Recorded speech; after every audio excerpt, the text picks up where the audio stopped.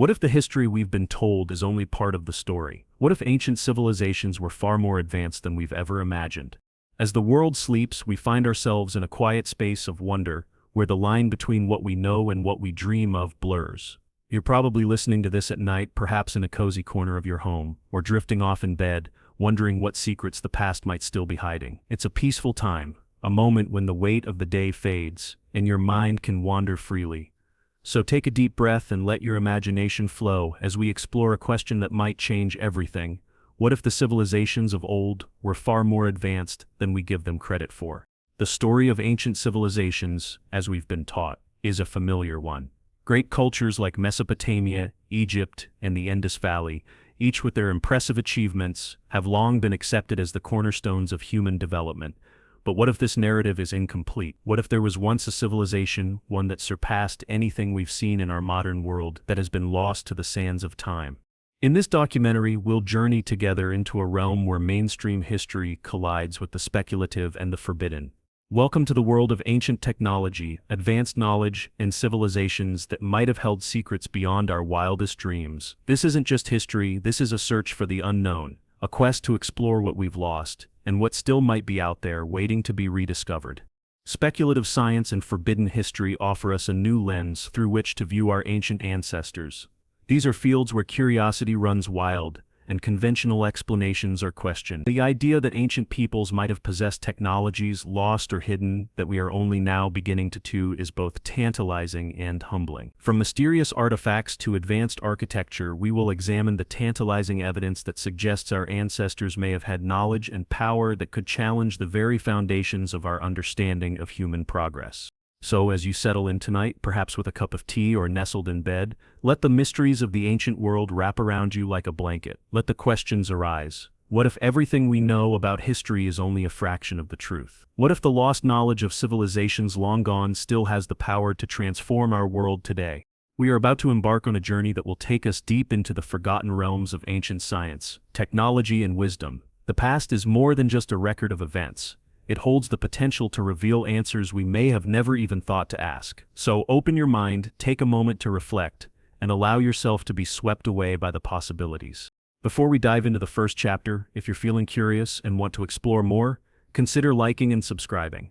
But only if you're ready to walk this mysterious path with us, one discovery at a time. Now let's begin our journey into the unknown, as we explore the secrets that ancient civilizations might have left behind, waiting to be found again. What if the story of human civilization began not with a slow, steady climb, but with a sudden and extraordinary leap? When we look at the rise of ancient civilizations, the timeline often seems straightforward. It begins with the dawn of agriculture, a shift from hunting and gathering to the cultivation of crops. This transition laid the foundation for the great cities of Mesopotamia, Egypt, and the Indus Valley. But what if this story is too simple? What if instead of a slow and steady progression, these civilizations were sparked by a sudden burst of knowledge, one that we are only beginning to understand?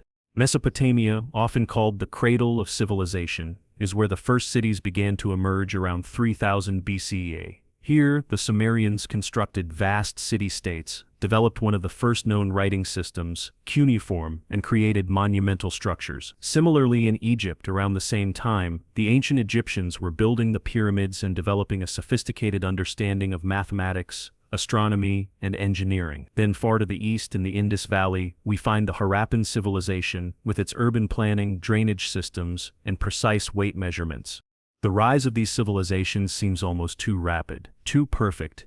How could ancient peoples, with their limited resources, create such complex systems in such a short span of time? The transition from small farming communities to the flourishing cities of Sumer, Egypt, and Harappa feels almost as if it was guided by some unseen hand. But what if that hand wasn't simply the force of human ingenuity? What if the people of these early civilizations were building on knowledge far older than their own time? Traditionally, historians have argued that agriculture was the catalyst for these advances. The shift to farming allowed people to settle in one place, create surplus food, and support larger populations. From there, cities and societies formed, with the development of writing and monumental architecture following naturally. This is the mainstream narrative, a simple story of human progress, evolving through necessity and innovation. But what if the true story is more complex? What if agriculture wasn't just an isolated invention but a rediscovery of knowledge that had been lost or hidden? What if the advances that seemed to appear so suddenly were actually influenced by something or someone outside of what we know as the human experience? Imagine for a moment that ancient peoples were not working with a blank slate. What if there were external influences, be it lost knowledge, advanced technologies, or even contact with civilizations far older, that helped propel these early cultures forward? Could the rise of agriculture, the construction of cities, and the sudden leap in knowledge all be part of a much larger, more mysterious picture? As we explore the story of early civilizations, we must ask ourselves, what if the rapid rise of Mesopotamia, Egypt, and the Indus Valley wasn't the result of an inevitable progression, but rather the spark of something far more extraordinary, something that has been lost to time waiting to be uncovered?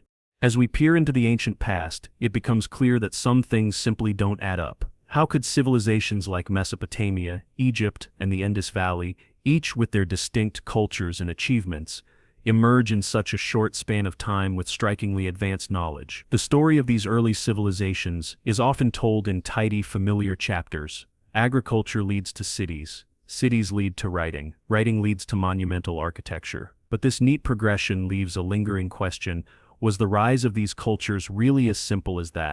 In Mesopotamia, the cradle of civilization, we see the rise of Sumer around 3000 BCE. Within centuries, this region gave birth to one of the earliest forms of writing, cuneiform, and the first known legal systems. The Sumerians weren't just farmers, they were builders of vast city-states, engineers and astronomers, developing technologies that seemed far ahead of their time. Meanwhile, in Egypt, the construction of the Great Pyramids of Giza began around 2600 BCE, long before modern technology would make such feats achievable. The Egyptians mastered mathematics, constructed monumental temples, and devised an intricate system of governance. Then, in the Indus Valley, the Harappan civilization developed a level of urban planning so advanced that it still amazes modern architects: precise grid layouts, extensive drainage systems, and standardized brick sizes. Yet, if we trace the history of these regions, we find something peculiar. There's a gap in our understanding of how such advanced systems could have appeared so suddenly. Unlike other parts of the world, where civilizations evolved gradually over millennia, these three regions seem to have catapulted into complexity almost overnight. The question arises, how did it all happen so quickly? Mainstream historians explain this rapid advancement as the natural result of human ingenuity, an inevitable process driven by the needs of growing populations. The theory suggests that once agricultural societies were established, people naturally began to develop writing, build cities, and create technologies to manage their resources. But this theory doesn't fully explain the astonishing leap in knowledge. How did the Sumerians, Egyptians, and Harappans suddenly acquire the expertise to construct the pyramids, develop complex writing systems, or create sophisticated urban centers? What if the answer lies not in gradual development, but in a sudden infusion of knowledge? Knowledge that could have been passed down from an earlier, perhaps even more advanced civilization. Imagine that these cultures weren't simply innovating on their own. What if they were building upon forgotten or hidden technologies, rediscovered after a long period of time? Could it be that the sudden surge in their achievements was not the product of necessity, but of influence, external or ancient wisdom, reintroduced at a crucial point in history?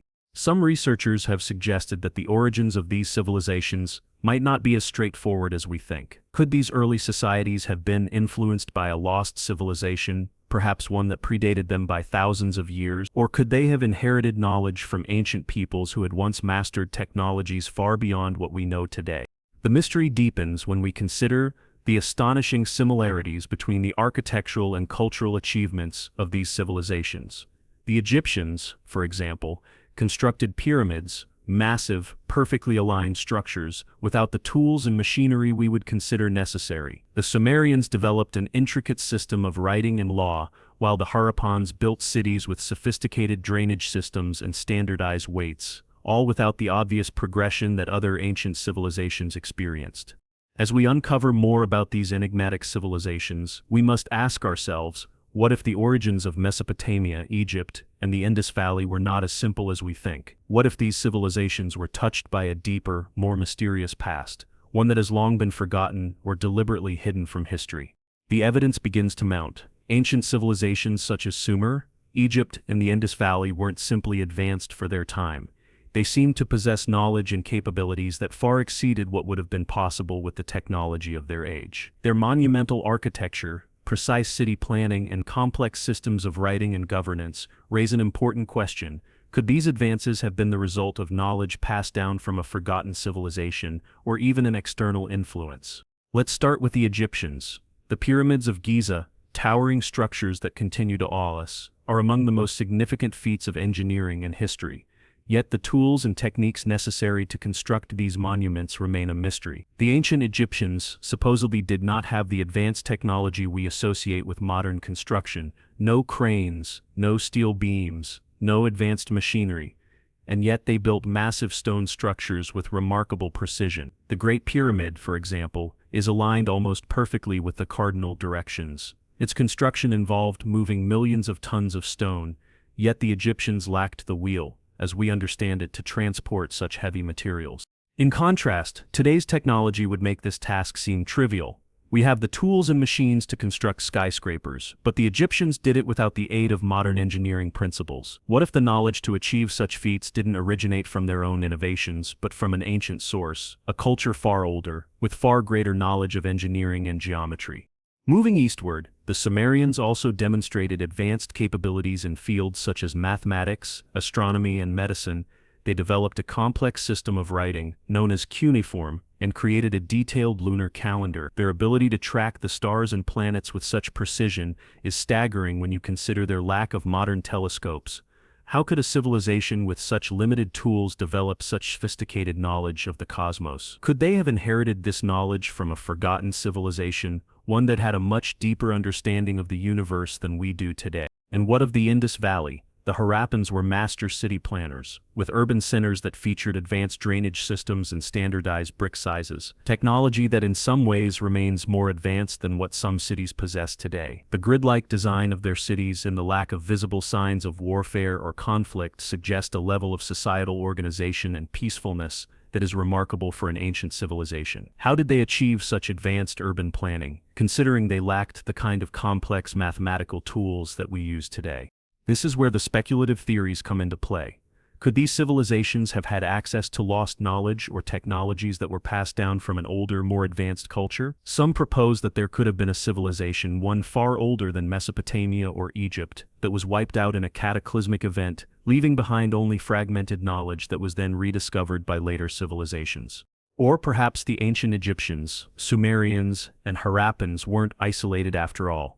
What if they were part of a much larger network of knowledge exchange in contact with other, more advanced civilizations or even extraterrestrial beings? It's an idea that may seem outlandish, but when we look at the extraordinary feats of engineering, mathematics, and astronomy, the possibility becomes harder to ignore.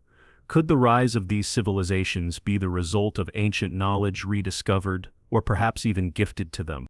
As we examine these civilizations, we must consider, what if their remarkable advancements weren't the result of isolated human ingenuity, but rather the remnants of an ancient, lost civilization or external influences that helped shape their knowledge? As we take a step back and survey the landscape of human history, we find ourselves faced with a question that is as old as civilization itself. How did the ancient world acquire the profound knowledge and capabilities that we see etched into the very stones of monuments like the pyramids, or in the precise urban planning of the Harappans? What if the seeds of our civilization were not just planted by early human ingenuity, but by ancient minds, beings, or cultures whose wisdom was far greater than what we can even fathom? The idea that our ancestors were the sole architects of their knowledge and advancements seems, in light of the evidence, increasingly difficult to sustain. There is something about the sudden leap from simple agricultural societies to the great cities of Mesopotamia, Egypt, and the Indus Valley that doesn't quite add up. It wasn't just the rise of agriculture that sparked this progress. It was the rapid, seemingly overnight leap into advanced technologies and societal structures. Could it be that the early civilizations of the world were guided, either by ancient knowledge handed down through generations or by forces beyond their time? One of the most fascinating aspects of this idea is that it doesn't just question the origins of these civilizations, but also the very foundation of our understanding of history itself. What if the history we've been taught, one where humans slowly crawled from the muck of their primitive origins to build the world we now inhabit, is not the true story at all? What if the ancients possessed a knowledge that was so vast, so deep, that it could only be glimpsed in the remnants they left behind? The possibility that the knowledge and achievements of these early civilizations were the result of something greater, something far beyond the scope of ordinary human progress, opens the door to a more speculative understanding of history. What if the true origins of civilization lie not in the slow, incremental growth of human society, but in a sudden, cataclysmic event that reshaped humanity's understanding of the world? What if the ancients, whether through divine intervention, extraterrestrial influence, or the remnants of a lost, more advanced civilization, were propelled forward in a burst of knowledge that we are still trying to catch up to today? Consider the evidence we have. The Sumerians, with their intricate legal systems and complex astronomical knowledge, were writing about the stars and planets with an accuracy that rivals our own modern calculations. The Egyptians, with their geometric understanding of the world, constructed massive pyramids that still stand as a testament to their remarkable engineering skills. The Harappans, with their advanced urban planning, created cities that were more organized and sophisticated than many we see today. How could these ancient peoples have achieved all this without the kind of tools and technology we assume would be required? What if they weren't just inventing these things, they were rediscovering ancient wisdom, building upon a foundation that had been lost or perhaps handed to them? This brings us to a crucial question. If the seeds of civilization were indeed planted by ancient minds, whether through divine inspiration, extraterrestrial contact, or the rediscovery of long-lost knowledge, what are the implications for us today? What if the wisdom that shaped the earliest civilizations was buried, hidden, or even intentionally obscured from our understanding? Could there be knowledge, technologies, or even philosophies that have yet to be rediscovered, waiting for us to look beyond the conventional narratives and search for what's been lost? In the end, we must ask, what if the story of civilization isn't one of steady progress, but of rediscovery? What if the ancient civilizations of Mesopotamia, Egypt, and the Indus Valley weren't just the starting point of human achievement, but the recipients of knowledge passed down from minds far older, far wiser, and far more advanced than we can ever imagine? The Great Pyramid of Giza, towering above the Egyptian desert, remains one of the most impressive and enduring wonders of the ancient world. At 41 feet tall, originally 81.4 feet, it was the tallest man-made structure on Earth for over 3,000. Even today, its sheer scale and precision leave modern engineers and architects in awe. But what if we told you that the precision with which this monumental structure was built is so exact that even today, replicating it with our current tools and techniques would be an extraordinary challenge?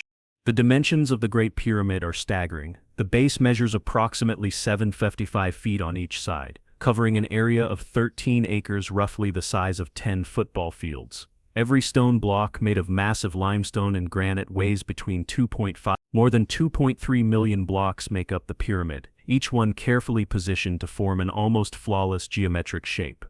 The alignment of the pyramid is so precise that the four corners of its base are aligned within a fraction of a degree of true north. This accuracy is astounding, especially when you consider that it was built over 4,500 years ago, long before the advent of advanced tools, machines, or modern survey equipment.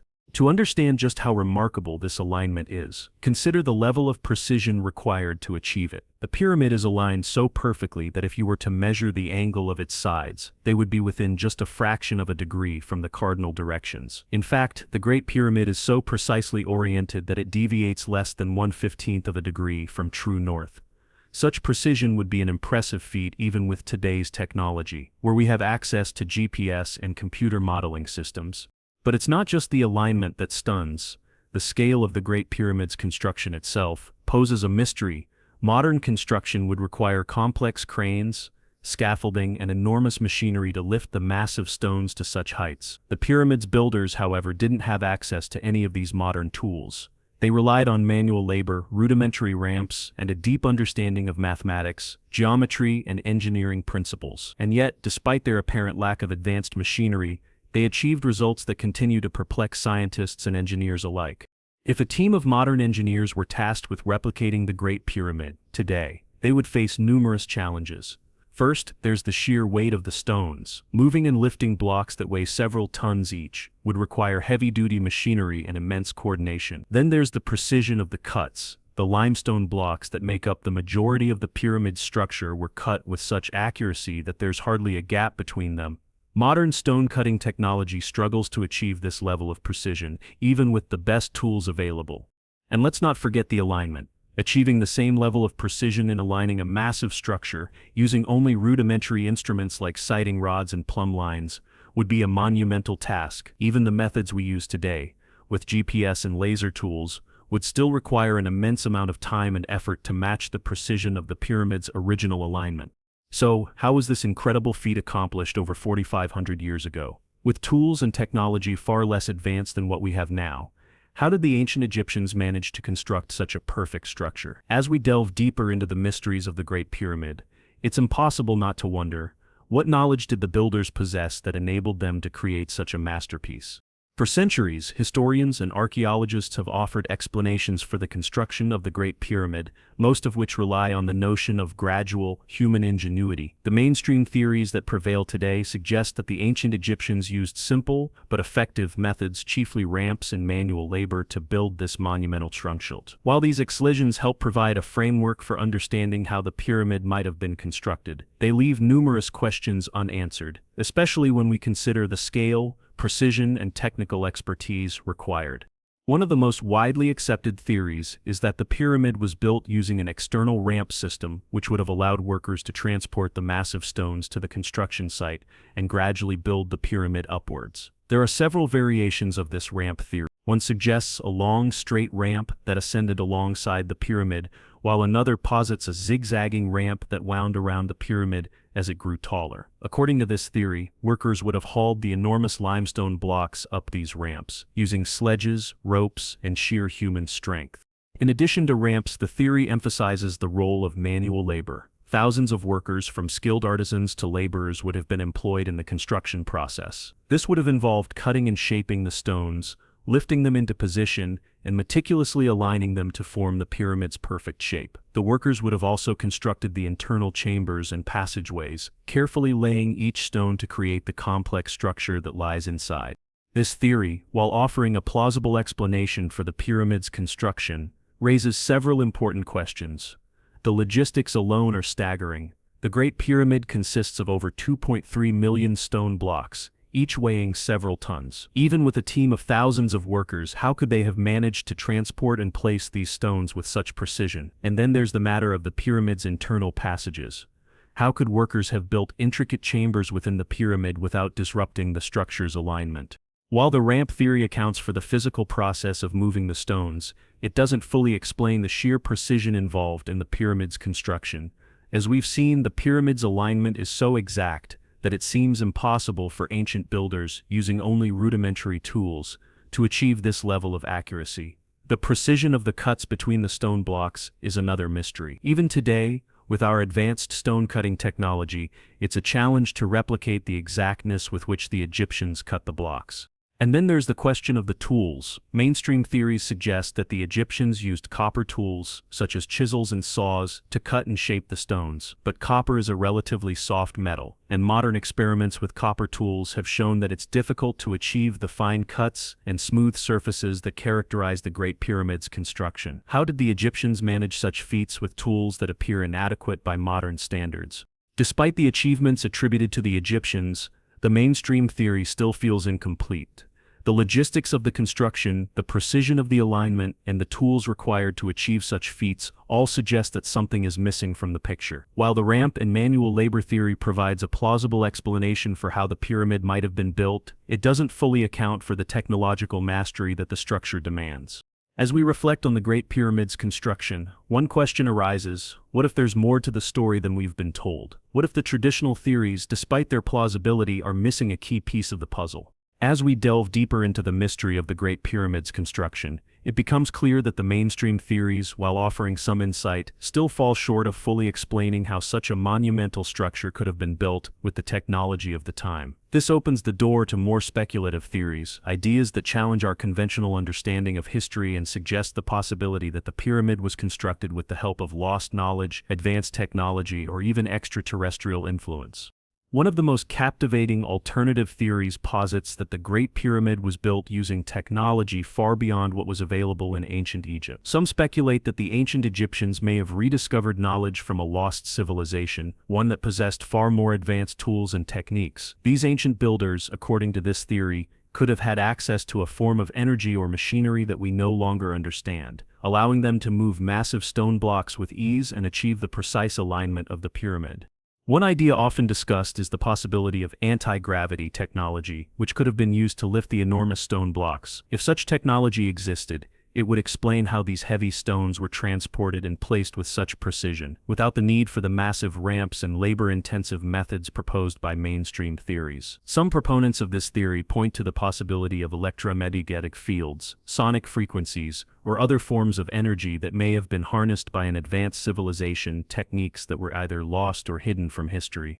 In addition to advanced technology, another speculative theory involves the use of forgotten energy sources. Could the ancient Egyptians have had access to a form of energy that we no longer know how to tap into? Some theorists suggest that the Great Pyramid itself could have functioned as a type of energy generator, using a combination of materials like limestone and granite to create a piezoelectric effect, a process where pressure is converted into electrical energy. This theory draws on the fact that the pyramid's internal chambers and shafts are aligned with certain stars and celestial bodies, potentially serving as a mechanism to capture and amplify cosmic energy. If this idea holds any truth, the construction of the pyramid might have been not just an engineering feat, but a deliberate attempt to tap into a source of power that we've long since forgotten.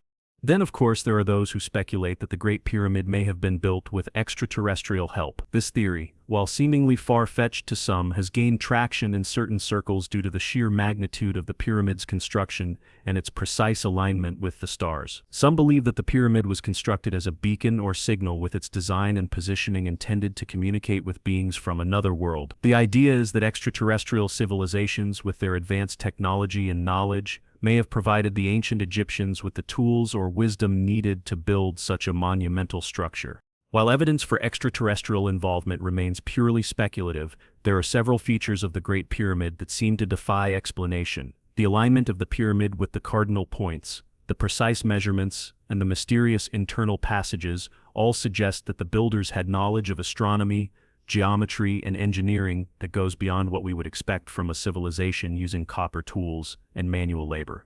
As we consider these speculative theories, one question lingers in our minds. What if the knowledge and technologies used to build the Great Pyramid were not entirely human in origin? What if the key to understanding its construction lies in the secrets of a long-lost civilization, or even in the hands of beings from beyond our world?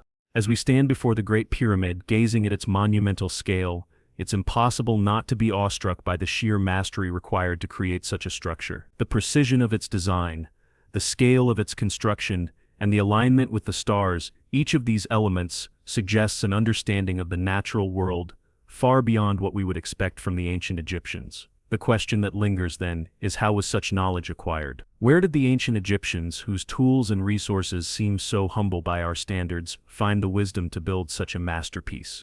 Mainstream theories, while helpful in understanding the basic mechanics of pyramid construction, don't fully account for the depth of knowledge and skill required. The sheer precision with which the pyramid was aligned, the advanced mathematics and geometry needed to design it, and the architectural techniques employed all point to a level of sophistication that seems to surpass the capabilities of a civilization still in the early stages of development. What if, instead of being the originators of all this knowledge, the Egyptians were the inheritors of something far older? What if the knowledge that allowed them to build the Great Pyramid was passed down from a lost civilization, one that existed long before them, whose wisdom was so advanced that it laid the groundwork for everything that followed?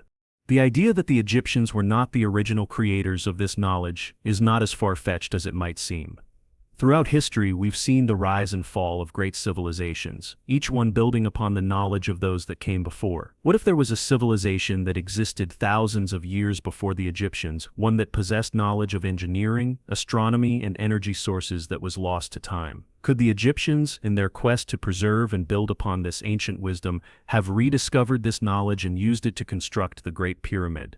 In this context, the Great Pyramid could be seen not just as a monument to the ancient Egyptians' capabilities, but as a symbol of the passing down of knowledge through the ages. Perhaps the pyramid was not a solitary achievement, but rather the culmination of centuries, even millennia, of knowledge transfer. If this lost civilization existed, what else did they know? What other technologies, philosophies, and insights did they possess that could have shaped the course of history? This idea opens up fascinating possibilities. It suggests that the pyramid's construction was not the work of one civilization, but the product of a long line of knowledge, passed down through the ages, each generation building upon the last. The pyramid, then, becomes not just a structure of stone, but a beacon of forgotten knowledge, a symbol of humanity's lost connection to a more advanced and perhaps more enlightened past. As we ponder these possibilities, one thought lingers. What if the true knowledge behind the Great Pyramid, the wisdom that allowed its creation, was lost to time, waiting to be rediscovered? What if the answers to the mysteries of the pyramid, and the advanced knowledge required to build it, are still out there, buried in the sands of time, waiting for us to find them? When we look at the ancient texts that have survived through millennia, one thing becomes clear: these writings are not just records of everyday life. They are gateways to a hidden world of advanced concepts, knowledge, and mysteries that have yet to be fully understood. From the clay tablets of Sumer to the papyrus scrolls of Egypt, ancient texts contain cryptic references to technologies, philosophies, and wisdom that defy our conventional understanding of what was possible in the distant past. But what if these texts are more than just stories or religious documents? What if they are, in fact, clues to an ancient civilization's lost knowledge, wisdom that could change everything we know about our history? One of the earliest and most significant examples of such texts comes from the Sumerians, whose cuneiform writing system is among the oldest in human history. The Sumerians wrote extensively about their gods, their kings, and their understanding of the world, but they also embedded within their stories references to technologies that seem far beyond the capabilities of their time. The famous Epic of Gilgamesh, for example, contains mentions of the gods bestowing divine knowledge upon humanity, as well as references to advanced weapons, architecture, and even the possibility of immortality. Some scholars have even speculated that certain passages might allude to ancient technologies such as flying machines or sophisticated energy sources that we still cannot explain. Similarly, the Egyptian Book of the Dead, often thought of as a spiritual guide for the afterlife, might hold more than just religious insights. Upon closer inspection, some of its passages reference what could be interpreted as advanced knowledge, especially when it comes to the Egyptians' understanding of geometry, astronomy, and even the flow of energy within the human body. These ideas were deeply tied to their construction of the pyramids, their belief in the cosmos, and their mastery of alignment and symmetry in their monuments. Could it be that these ancient scripts contain the key to a forgotten era of human knowledge, one where advanced technologies and spiritual wisdom were intertwined? Are the gods described in these texts merely symbolic representations of knowledge that was passed down through secret traditions, or could they have been actual beings who imparted wisdom far ahead of their time? Take the Sumerian tablets, for instance. They detail not just myths, but also what could be interpreted as scientific and technological knowledge. The Enuma Elish, a Babylonian creation myth found in cuneiform texts, discusses the creation of the heavens and the earth in a way that parallels some modern theories of the universe's formation. Could the Sumerians have been aware of concepts like the Big Bang or the nature of the cosmos long before these ideas became popular in modern science? As we examine these ancient writings, we are faced with a compelling question: what if these texts were not just religious or mythological, but encoded with hidden knowledge, wisdom passed down through generations, perhaps from a civilization long lost? Could these ancient scripts be a map to the technologies, ideas, and philosophies that could revolutionize our understanding of the world? What if buried in these ancient words, there lies a truth that has been waiting to be rediscovered? The Sumerians, often hailed as the world's first civilization, left behind a treasure trove of cuneiform tablets that offer us a window into their remarkable world. While much of what we know about them comes from religious texts and records of kings and wars, there's a deeper mystery embedded within these ancient writings, one that points to knowledge that seems beyond their time. The Sumerian tablets are not just records of mundane affairs, they are cryptic narratives filled with references to gods, advanced technology, and the origins of civilization itself. Could these texts hold clues to a long-lost wisdom, a technology that was far more advanced than what we typically associate with ancient cultures? The most famous of these texts, the Epic of Gilgamesh, is a foundational piece of Sumerian literature. While it's often considered a mythological epic about a king's journey for immortality, there are strange references within it that suggest the Sumerians had an understanding of concepts that were ahead of their time. For example, the story speaks of gods bestowing Gilgamesh with knowledge, such as the construction of impressive cities, the manipulation of natural resources, and the creation of advanced weaponry. Could these gods be representations of an ancient civilization's knowledge passed down through divine or secretive channels? In addition to the Epic of Gilgamesh, other Sumerian texts speak of advanced tools and weapons. The Enuma Elish, the Babylonian creation myth, is particularly intriguing in its references to the gods wielding immense power, capable of altering the world's structure. Some scholars believe that these references to gods and their actions could actually describe technologies or powers that the Sumerians themselves either observed or inherited from an earlier advanced civilization. Could these gods have been beings that possessed knowledge of energy sources or technological methods that we cannot fully comprehend today? Another example is the Sumerian king list, a record of kings who supposedly ruled for thousands of years, an odd claim in itself, given that no civilization at the time had such long lifespans. But what if these kings were not human, but representatives of an ancient order of advanced beings, or even extraterrestrials? Could the long reigns and the seemingly supernatural feats of these kings indicate a level of knowledge and technology that extended far beyond mere human ability? The Sumerians also had an advanced understanding of the stars. Their knowledge of astronomy was extraordinary, and their gods were often associated with celestial bodies, leading some researchers to suggest that the Sumerians may have had access to advanced astronomical technology, far beyond the simple observations made by ancient civilizations. Could they have had instruments to measure the stars with such precision that their knowledge of the heavens mirrored what we understand today? Perhaps most compelling of all are the references to mysterious gods who came down from the sky and taught the Sumerians about the earth. These beings, called the Anunnaki, are often described as having advanced knowledge in areas like metallurgy, agriculture, and architecture. Could the Anunnaki be a metaphor for a lost civilization that shared its knowledge with the Sumerians? Or could they have been extraterrestrial beings who provided the Sumerians with technology and wisdom that we now struggle to comprehend? As we consider the Sumerian tablets, we must ask ourselves, what if these ancient texts are not just myths or stories but encoded messages from a lost civilization? Wisdom passed down through the ages, only to be obscured by time. Could the Sumerians have been the bearers of knowledge so advanced that it still eludes us today? The Egyptian Book of the Dead, one of the most famous and enduring texts from the ancient world, has long been regarded as a spiritual guide, designed to help the deceased navigate the afterlife. But what if there is more to this ancient manuscript than meets the eye? What if, hidden within its vivid depictions of the soul's journey after death, there are references to a deeper, more advanced understanding of life, the universe, and the human body, knowledge that transcends the purely spiritual and delves into the realm of ancient technology and science? The Book of the Dead is a collection of spells, hymns, and rituals intended to ensure the safe passage of the deceased into the afterlife. It outlines a journey through various trials and challenges, offering guidance to avoid danger and achieve immortality. On the surface, this may seem like little more than a religious document, a record of Egyptian beliefs about death and the afterlife. But when examined more closely, some of the passages in the Book of the Dead seem to reference ideas that are strikingly similar to concepts found in modern science and even advanced technology. One of the most intriguing aspects of the Book of the Dead is its emphasis on the heart and its role in the afterlife. The heart, according to Egyptian beliefs, was the seat of the soul and the essence of the person. The weighing of the heart ritual. The deceased's heart is weighed against the feather of Maat, the goddess of truth and justice. If the heart is lighter than the feather, the person is deemed pure and granted eternal life. If it is heavier, the person is devoured by the demon Ammit. This ritual has a deep metaphorical meaning, of course, but it also hints at an understanding of the human body and its energies that could go beyond the spiritual.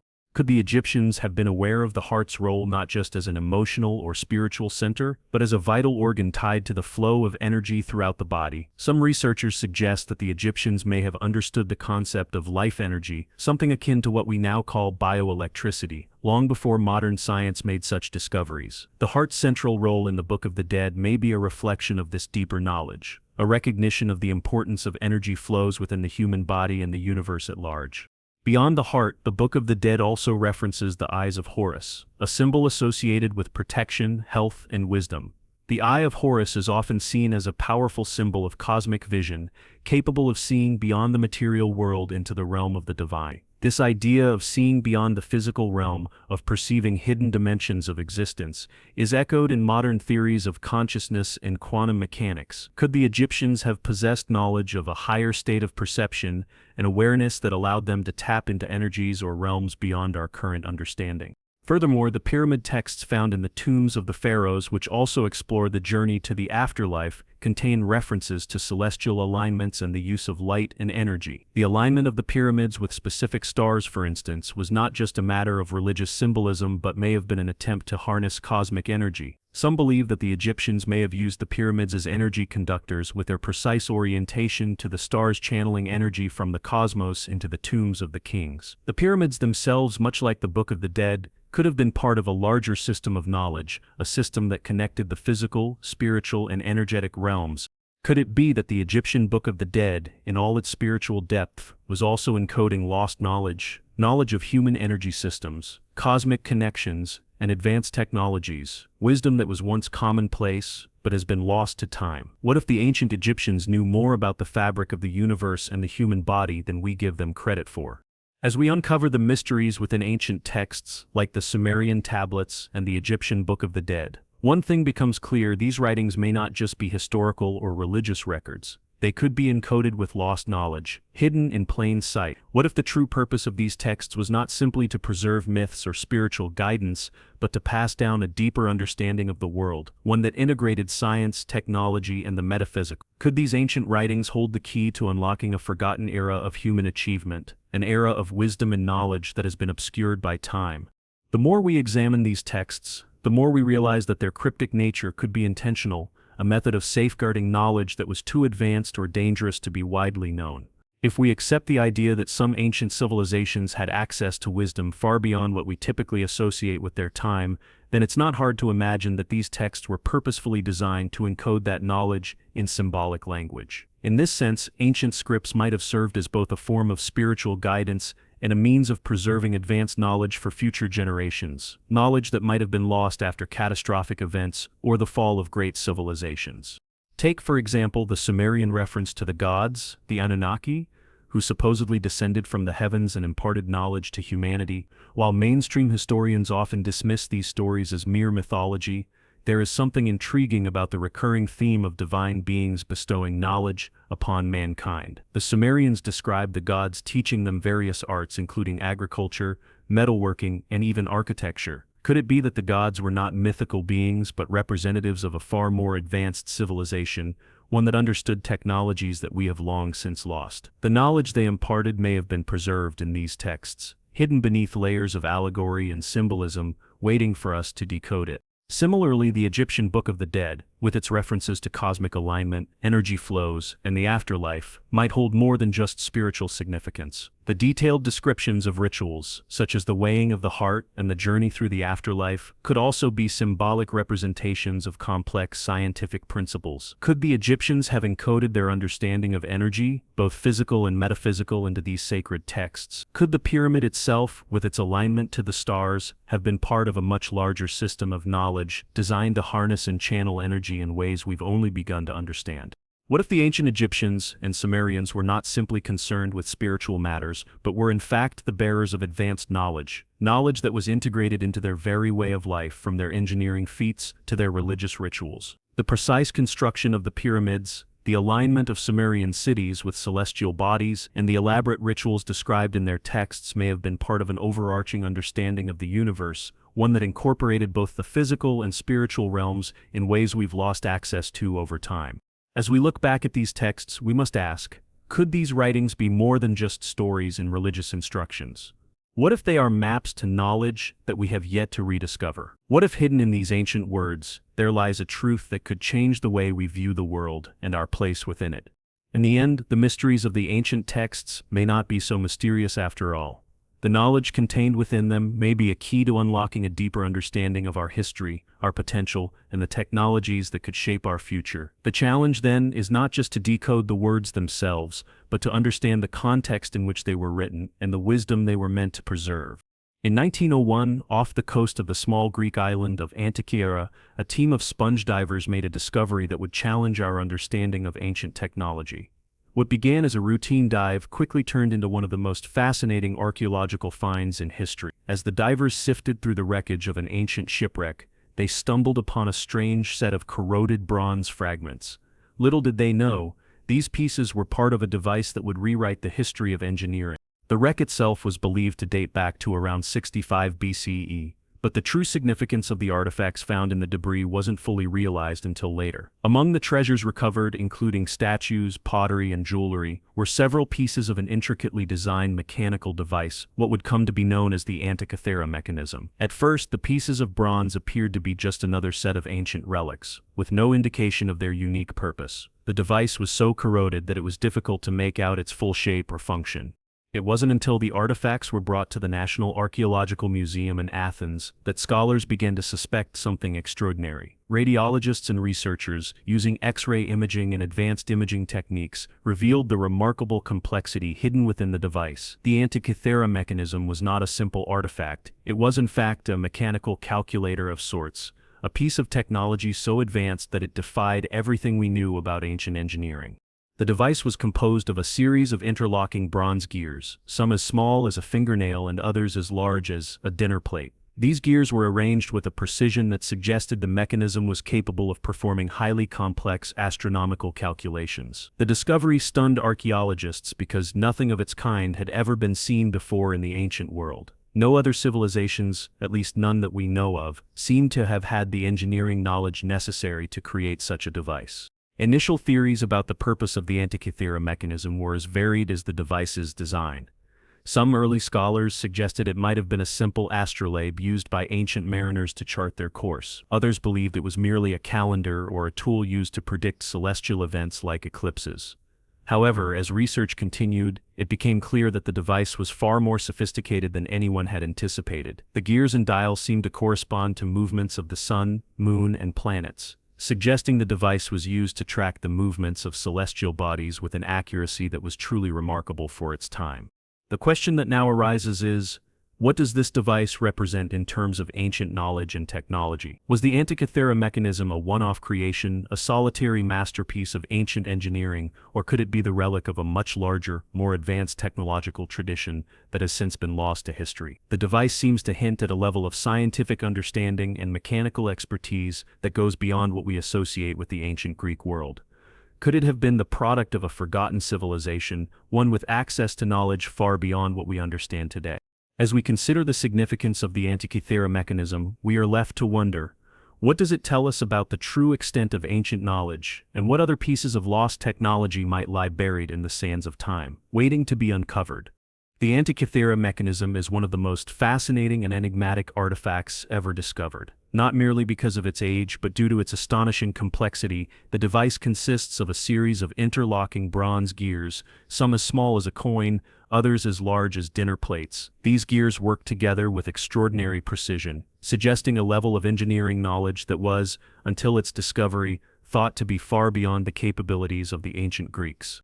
When scholars first began studying the mechanism, the complexity of the gears immediately stood out. Modern analysis reveals that the Antikythera mechanism contained at least 30 separate gears, which were arranged to turn in sync, using a hand crank or knob to rotate the mechanism. The gears' teeth were finely crafted, and some were even cut at different angles to allow for smoother interaction, a technique not seen again in Western machinery until the 14th century. This alone is a testament to the precision involved in its design, a feature that suggests an understanding of mechanics and engineering that modern scientists find impressive, especially considering the lack of advanced tools at the time. The core function of the Antikythera mechanism appears to have been astronomical in nature. The device likely served as an astronomical calculator, capable of tracking the movements of the sun, moon, and possibly the planets. Researchers have found that the gears were intricately connected to represent a lunar calendar, as well as mechanisms to predict solar and lunar eclipses. The device could calculate the metonic cycle, a period of roughly 19 years after which the phases of the moon repeat on the same days of the year, crucial for the timing of lunar and solar events. The mechanism also likely had dials that depicted the positions of the planets, based on the ancient Greek understanding of their motions. This was no simple clock, it was an attempt to map the complex and dynamic movements of the heavens, using gears that could track the cycles of the moon, the sun, and possibly the 5 known planets of the time: Mercury, Venus, Mars, Jupiter, and Saturn. The device's predictive abilities extended beyond mere observation. It allowed users to anticipate celestial events, such as eclipses, which were of great importance to the ancient world for both practical and spiritual reasons. What is perhaps most astonishing about the Antikythera mechanism is its precision. The gears were not randomly designed, they were carefully calibrated to reflect the motions of the heavens with remarkable accuracy. To accomplish this, the device used an innovative system of gears that could calculate and display these movements at regular intervals, essentially creating an analog computer centuries before the concept of computers even existed. The level of detail in the gear system also suggests an understanding of mathematics and astronomy that surpassed what we would expect from such an early period in history. However, the presence of such a device raises more questions than it answers. How could such advanced knowledge of mechanical engineering and astronomy exist so early in human history? The Antikythera mechanism is far more sophisticated than anything else found in its time, and the technology required to build it seems almost out of place. The ancient Greeks, with their understanding of geometry and astronomy, likely used it to predict key events, like the timing of the Olympic Games, or to guide sailors navigating the Mediterranean. But it's hard to ignore the fact that this device suggests something much larger. If a simple shipwreck off the coast of an island held a piece of technology like this, could there have been other, even more advanced devices in use across the ancient world, hidden from history, lost to time, or perhaps deliberately obscured? The Antikythera mechanism challenges our understanding of ancient technological capabilities. It suggests that the ancient world was far more sophisticated than we ever imagined, with an understanding of both the cosmos and mechanics that could rival even modern science. Could this device be a clue that ancient civilizations once possessed advanced technologies we've yet to fully understand? The discovery of the Antikythera mechanism raised many questions, not just about the device itself but about the broader context of ancient technology. What makes the mechanism truly perplexing is not just its complexity and function but the apparent absence of similar devices from the same time period. In a world where the Antikythera mechanism stands alone, one must ask, was this an isolated instance of advanced technology, or does it suggest that there was once a hidden reservoir of knowledge, one that has been lost or deliberately obscured from history? The most striking aspect of the Antikythera mechanism is its uniqueness.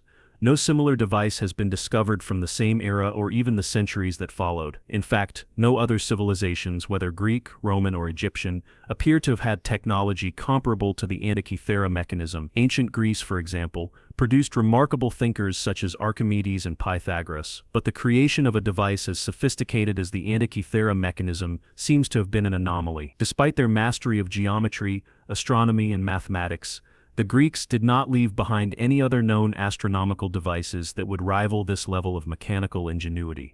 What makes the situation even more puzzling is that, after the Antikythera mechanism was built around 100 BCE, there is no evidence of any other similar technology being created for over 1,000 years. The next major advancements in mechanical engineering would come in the Middle Ages with the development of clockwork technology, but these devices were still rudimentary compared to the Antikythera mechanism. How could such an advanced tool, capable of calculating astronomical events, disappear from history for so long?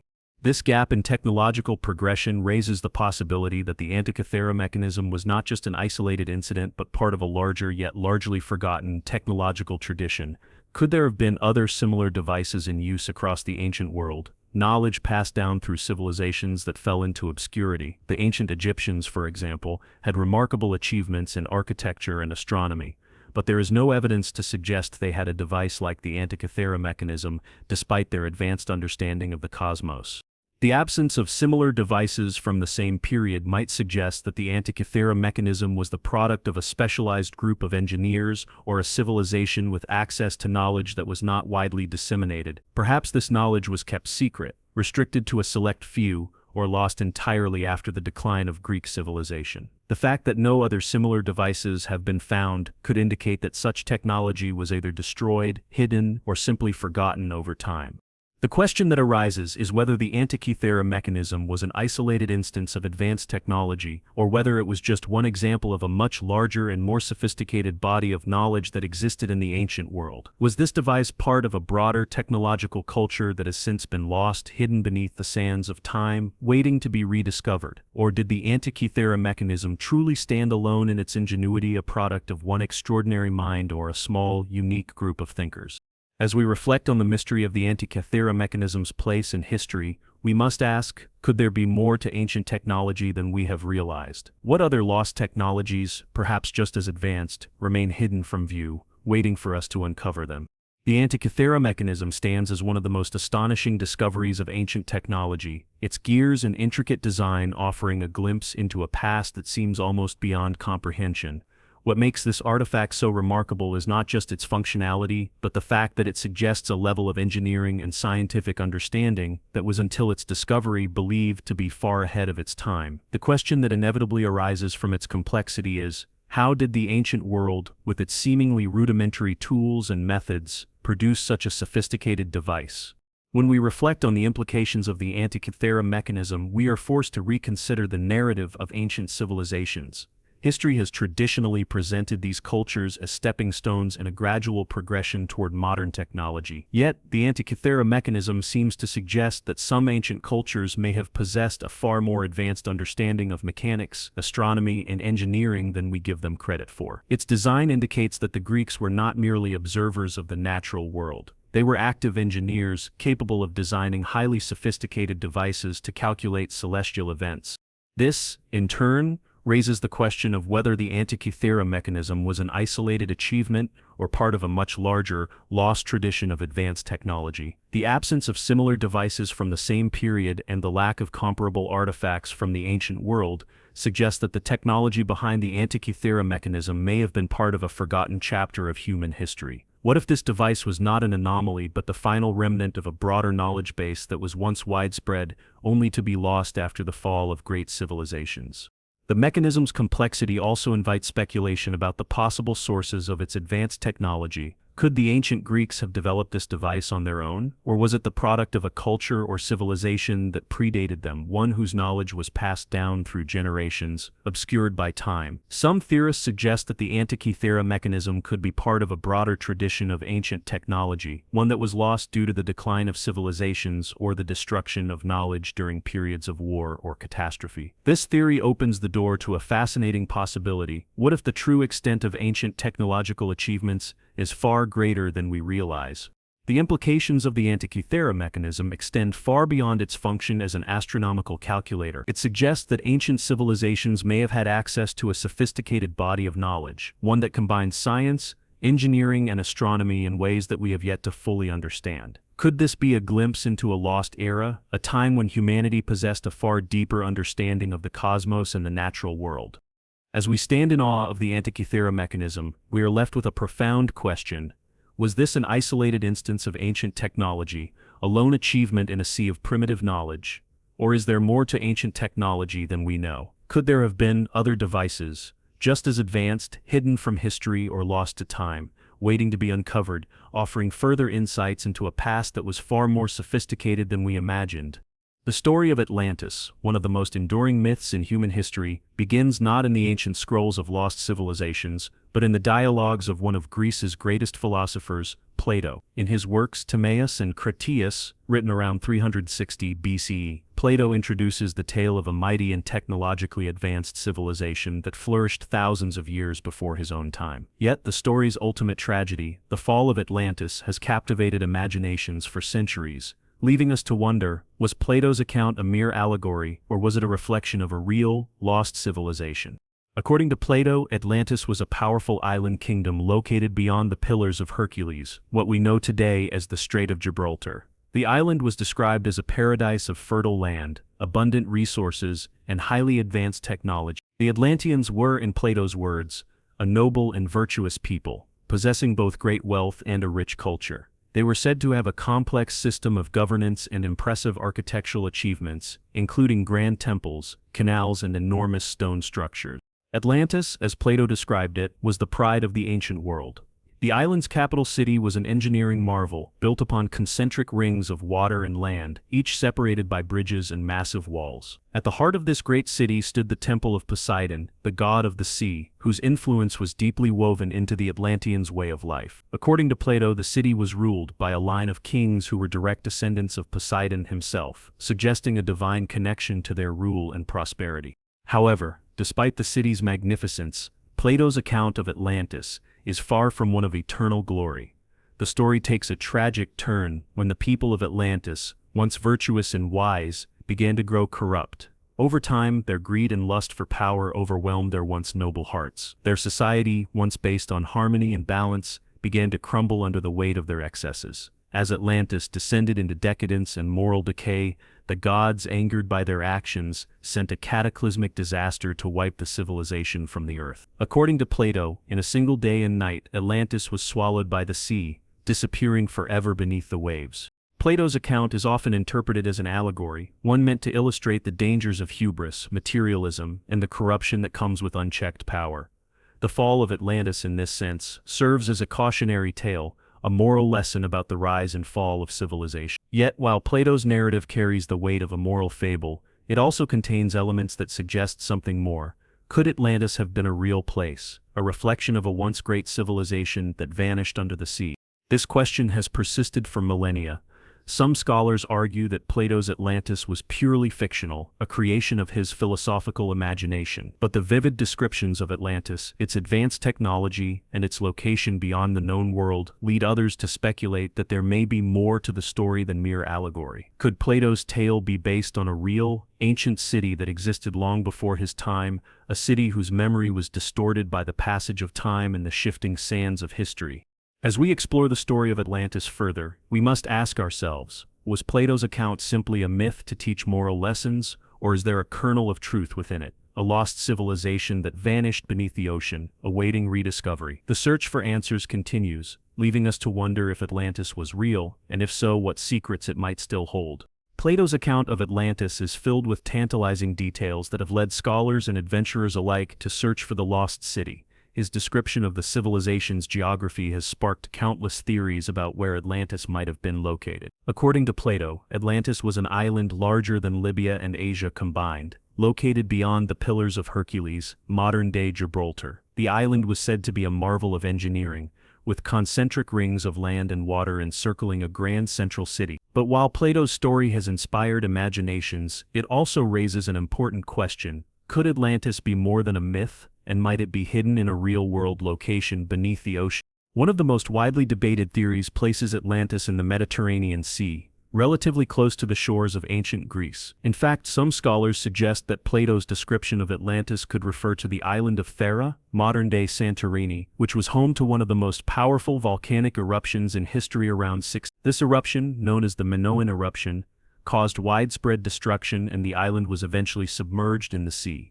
The eruption's impact on the surrounding civilizations, including the Minoans, has been linked to Plato's tale of a great civilization sinking beneath the waves. Evidence of an advanced society on Santorini, including elaborate architecture and frescoes, gives some weight to this theory, as it suggests that an ancient civilization could have been wiped out in a cataclysmic event. However, the geographical details in Plato's account of Atlantis don't quite align perfectly with Santorini. Plato describes Atlantis as being situated far beyond the Mediterranean, in an area beyond the Pillars of Hercules, meaning that the island would have been located somewhere in the Atlantic Ocean. This has led to alternative theories that place Atlantis much farther west, in the Caribbean Sea. One popular theory suggests that Atlantis may have been located in the Bahamas, specifically around the Bimini Road, a submerged formation of stones discovered off the coast of the island of Bimini. Some proponents of this theory believe that these underwater formations could be remnants of an ancient civilization that once existed in the area. The Bimini Road's geometric appearance and its proximity to other mysterious underwater structures have fueled the idea that Atlantis could lie beneath the Caribbean, waiting to be rediscovered. Geologists, however, dismiss these formations as naturally occurring, but the idea of an advanced civilization sinking into the ocean remains compelling. Another fascinating, albeit more controversial theory places Atlantis in Antarctica, which some suggest was once temperate and habitable before a cataclysmic event caused it to become the frozen continent we know today. Supporters of this idea argue that ancient maps, such as the Piri Reis map, show a detailed coastline of Antarctica that was created before the continent was covered by ice. If true, this would suggest that Atlantis, or a civilization like it, could have existed there thousands of years ago before the Ice Age shifted the Earth's climate dramatically. While this theory has no concrete evidence, the idea that a once advanced civilization could have been buried beneath layers of ice is an intriguing one. Plato's description of Atlantis as an island civilization that sank into the sea due to natural disasters has led many to speculate that Atlantis could have been destroyed by a massive cataclysm, such as an earthquake or tsunami. Geological evidence suggests that ancient civilizations in the Mediterranean and the Atlantic experienced sudden, devastating events, including volcanic eruptions, earthquakes, and tsunamis, which could have led to the submergence of land masses and the destruction of entire cultures. The sudden disappearance of Atlantis might then be seen as the result of a natural disaster, burying it beneath the ocean. The idea that Atlantis could be a real location buried beneath the ocean waiting to be rediscovered raises fascinating possibilities. Could the stories of lost cities from around the world, from the Mayan ruins to the submerged city of Dwarka off the coast of India, be pieces of a much larger puzzle, one that suggests a forgotten chapter of human history? The legend of Atlantis has sparked debate for centuries, yet mainstream skepticism remains strong, with many scholars arguing that the story is little more than a myth or allegory created by Plato to convey moral lessons. In Plato's dialogues, particularly Timaeus and Critias, the tale of Atlantis is presented as a cautionary story about the dangers of hubris, the moral decline of societies, and the eventual retribution of the gods. For many, the absence of concrete evidence to support the existence of Atlantis has led them to conclude that Plato's tale was never meant to be taken literally, but rather as a philosophical allegory designed to warn future civilizations. The idea that Atlantis was merely a metaphor is perhaps the most widely accepted explanation in academic circles. Scholars point to the fact that Plato's story of Atlantis appears to have been written after his account of a mythical, idealized civilization, a place called Atlantis, that despite its grandeur ultimately faced a moral collapse. Plato's purpose, they argue, was not to record history, but to create a fictional narrative about the consequences of pride and materialism, a tale designed to reflect the state of Athens in Plato's own time. Atlantis, therefore, is viewed as a fictional civilization, a literary device employed to teach moral lessons rather than a historical record. In addition to the allegorical interpretation, many skeptics argue that the lack of archaeological evidence for Atlantis renders it unlikely that the city was a real place. If such a large advanced civilization had existed, one would expect to find remnants of its grand cities, monumental structures, or at least some trace of its existence buried in the sands of time. However, no conclusive evidence of Atlantis has been found after centuries of searching, despite claims of submerged ruins and ancient maps. The absence of artifacts or sites linked to Atlantis, combined with the vast geographical area Plato describes, has led many to believe that the story is little more than myth. Geologists and archaeologists also raise concerns about the scientific plausibility of Plato's account. The notion that an entire island could sink beneath the ocean in a single day and night, as Plato describes, is met with skepticism. While it is true that geological events such as volcanic eruptions and earthquakes can cause land masses to submerge, the mechanics of such an event occurring in such a rapid and dramatic way remains highly unlikely. The geological record does not provide evidence of an island that vanished in the way Plato described, further fueling doubts about the existence of Atlantis. Yet, despite the skepticism, some theorists persist in their belief that Atlantis was a real civilization and that its story has been distorted over time. These proponents argue that Plato's account, while perhaps embellished, is based on actual historical events that could have been forgotten or misrepresented in the centuries following the supposed destruction of Atlantis. They point to the accounts of other ancient cultures that describe similar tales of lost cities, great floods, and civilizations destroyed by divine wrath. Such similarities, they argue, suggest that Plato's story might be based on a common historical memory shared by many ancient peoples. The absence of definitive archaeological or geological evidence for Atlantis, however, raises a provocative question. Do mainstream scholars dismiss the possibility of lost ancient civilizations too quickly? Could the reluctance to entertain the idea of Atlantis as a real place be rooted in an unwillingness to accept that ancient cultures may have possessed knowledge or technology far beyond what we have traditionally believed? As we weigh the evidence, it's essential to ask, Could it be that the story of Atlantis is not a mere legend, but a memory of a civilization that existed long before recorded history, whose secrets were lost in the depths of time? For those who believe that Atlantis was more than just a myth, there are compelling theories that suggest the island was not only a real place, but also the heart of an ancient, technologically advanced civilization. According to these speculative theories, Atlantis was a hub of knowledge, science, and innovation far beyond the capabilities of other ancient societies. Its sudden disappearance, some argue, was the result of a catastrophic event, leaving only fragments of a once great civilization scattered throughout history and across the world. One of the central ideas in these theories is that Atlantis was home to a civilization that had mastered advanced technologies, possibly even energy sources or machinery that were lost over time. The very nature of the island as described by Plato suggests a society that was capable of monumental feats of engineering, such as the creation of massive buildings, complex canal systems, and the intricate design of the city itself. The idea that Atlantis was an advanced civilization is supported by Plato's descriptions of the island's wealth, resources, and technological prowess. He speaks of the Atlanteans' ability to manipulate the natural world, with technologies that could have included hydraulic systems, advanced metallurgy, and possibly even energy generation methods unknown to us today.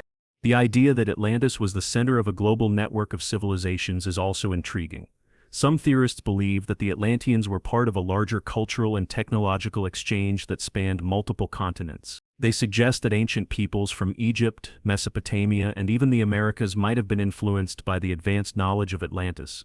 One of the strongest pieces of evidence for this theory is the presence of similar myths and legends of lost civilizations and cultures around the world. The Native American tribes of North America, the Mayans, and the ancient Egyptians all have stories of great cities that vanished under the sea or were destroyed by natural catastrophes. These common themes suggest that Atlantis may not have been an isolated legend but a memory of a global civilization that spanned much of the ancient world. In addition to these cultural parallels, there is also physical evidence that could point to the existence of Atlantis, or at least to the possibility of a lost advanced civilization. One of the most famous pieces of evidence is the submerged Bimini Road off the coast of the Bahamas. This underwater formation, consisting of large, flat stones arranged in a grid-like pattern, has led some to speculate that it could be the remnants of the lost city of Atlantis. Although mainstream scientists argue that the Bimini Road is a natural formation, proponents of the Atlantis theory believe it is a sign of human construction, possibly built by the Atlanteans before their island was submerged. Further supporting this idea are ancient maps that seem to depict accurate representations of continents, including Antarctica, long before the Ice Age covered it in snow. The Piri-Reis map, drawn in the early 16th century, shows parts of the coastline of Antarctica without ice. Some theorists believe this map could be based on much older sources, possibly even from Atlantis, suggesting the possibility of a sophisticated civilization with access to advanced navigational technology. The notion of Atlantis as an advanced civilization that fell due to a catastrophic event is another key aspect of these theories. Plato describes the downfall of Atlantis as a divine punishment, where the gods caused the island to sink into the sea in a single day and night. Many modern theorists interpret this as a metaphor for a natural disaster, such as a massive earthquake, tsunami, or volcanic eruption, which could have caused the island to submerge. The idea that such an event could have erased an entire civilization raises the possibility that Atlantis was a real place, lost due to a cataclysmic event that wiped out not just the city but also much of its advanced knowledge. So what do we make of all this? Could the myths of Atlantis passed down through the centuries, filtered through different cultures, hold a kernel of truth about our forgotten past? What if the story of Atlantis is not just a fable, but a collective memory of an advanced civilization that existed long before our recorded history, and whose wisdom and technology have been lost to time? Throughout history, humankind has been captivated by the idea of lost civilizations, cities that have vanished beneath the ocean or into the sands of time. These myths have sparked countless adventures and quests for the forgotten treasures of the past. Yet, as the years pass, new discoveries continue to challenge traditional views of history, revealing evidence that ancient civilizations may have been far more advanced and widespread than we have ever imagined.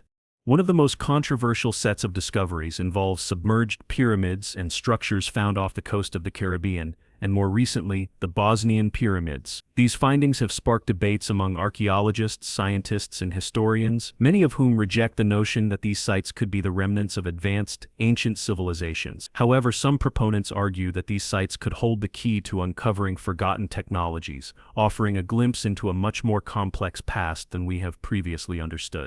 In the Caribbean, one of the most famous discoveries is the Bimini Road, a submerged formation of large flat stones located near the island of Bimini in the Bahamas. The structure, often referred to as an underwater road, consists of stone blocks arranged in a grid pattern, resembling a road or wall that stretches beneath the ocean's surface. Discovered in 1968, the Bimini Road has been the subject of intense debate. Mainstream scientists argue that the formation is a natural phenomenon, the result of erosion and underwater currents, while others believe it may be the remnants of an ancient, man-made structure. If the Bimini Road is indeed the work of human hands, it would suggest the existence of an ancient civilization far more advanced than what we currently believe existed in the Caribbean during ancient times. Further south, off the coast of Yonaguni Island in Japan, lies another enigmatic underwater structure, the Yonaguni Monument. Discovered in the 1980s, the monument is a massive stone formation that appears to have been carved into terraces, steps, and platforms, resembling the remnants of an ancient city or temple. While some geologists insist that the monument is a natural rock formation, many researchers argue that its uniformity and geometric design are too precise to be the result of natural processes. The Yonaguni Monument, along with other submerged structures in the area, raises questions about whether the islands of Japan were once home to a long-lost civilization that existed long before recorded history. In addition to these submerged wonders, there's the more recent and highly controversial discovery of the Bosnian pyramids in the town of Visoko, Bosnia and Herzegovina. In 2005, Semir Osmanagić, a Bosnian researcher and author, announced that he had uncovered a series of massive pyramid-like structures in the area. The Bosnian pyramids, if they are confirmed to be man-made, would be older and larger than Egypt's Great Pyramids. The claim has been met with skepticism and fierce criticism from the scientific community, who argue that the so-called pyramids are simply natural formations. However, Osmanagić and his supporters insist that the structures are the remnants of an advanced civilization that once inhabited the region. The controversy surrounding the Bosnian pyramids exemplifies the ongoing tension between mainstream archaeological thinking and those who believe that many such discoveries point to ancient knowledge lost to time. These submerged and controversial discoveries force us to reconsider what we know about ancient civilizations. Could the Bimini Road, the Yonaguni Monument, and the Bosnian pyramids be evidence of a global network of ancient cultures that possess technologies far beyond what we have attributed to them? Could they be part of a forgotten history, one where advanced engineering, astronomy, and construction methods were commonplace? As we continue to investigate these sites, the question arises, could these discoveries point to lost technologies, to forgotten civilizations that we have yet to fully understand? The idea that ancient cultures were more advanced than we have given them credit for remains a tantalizing possibility, one that challenges the very foundations of our historical narrative.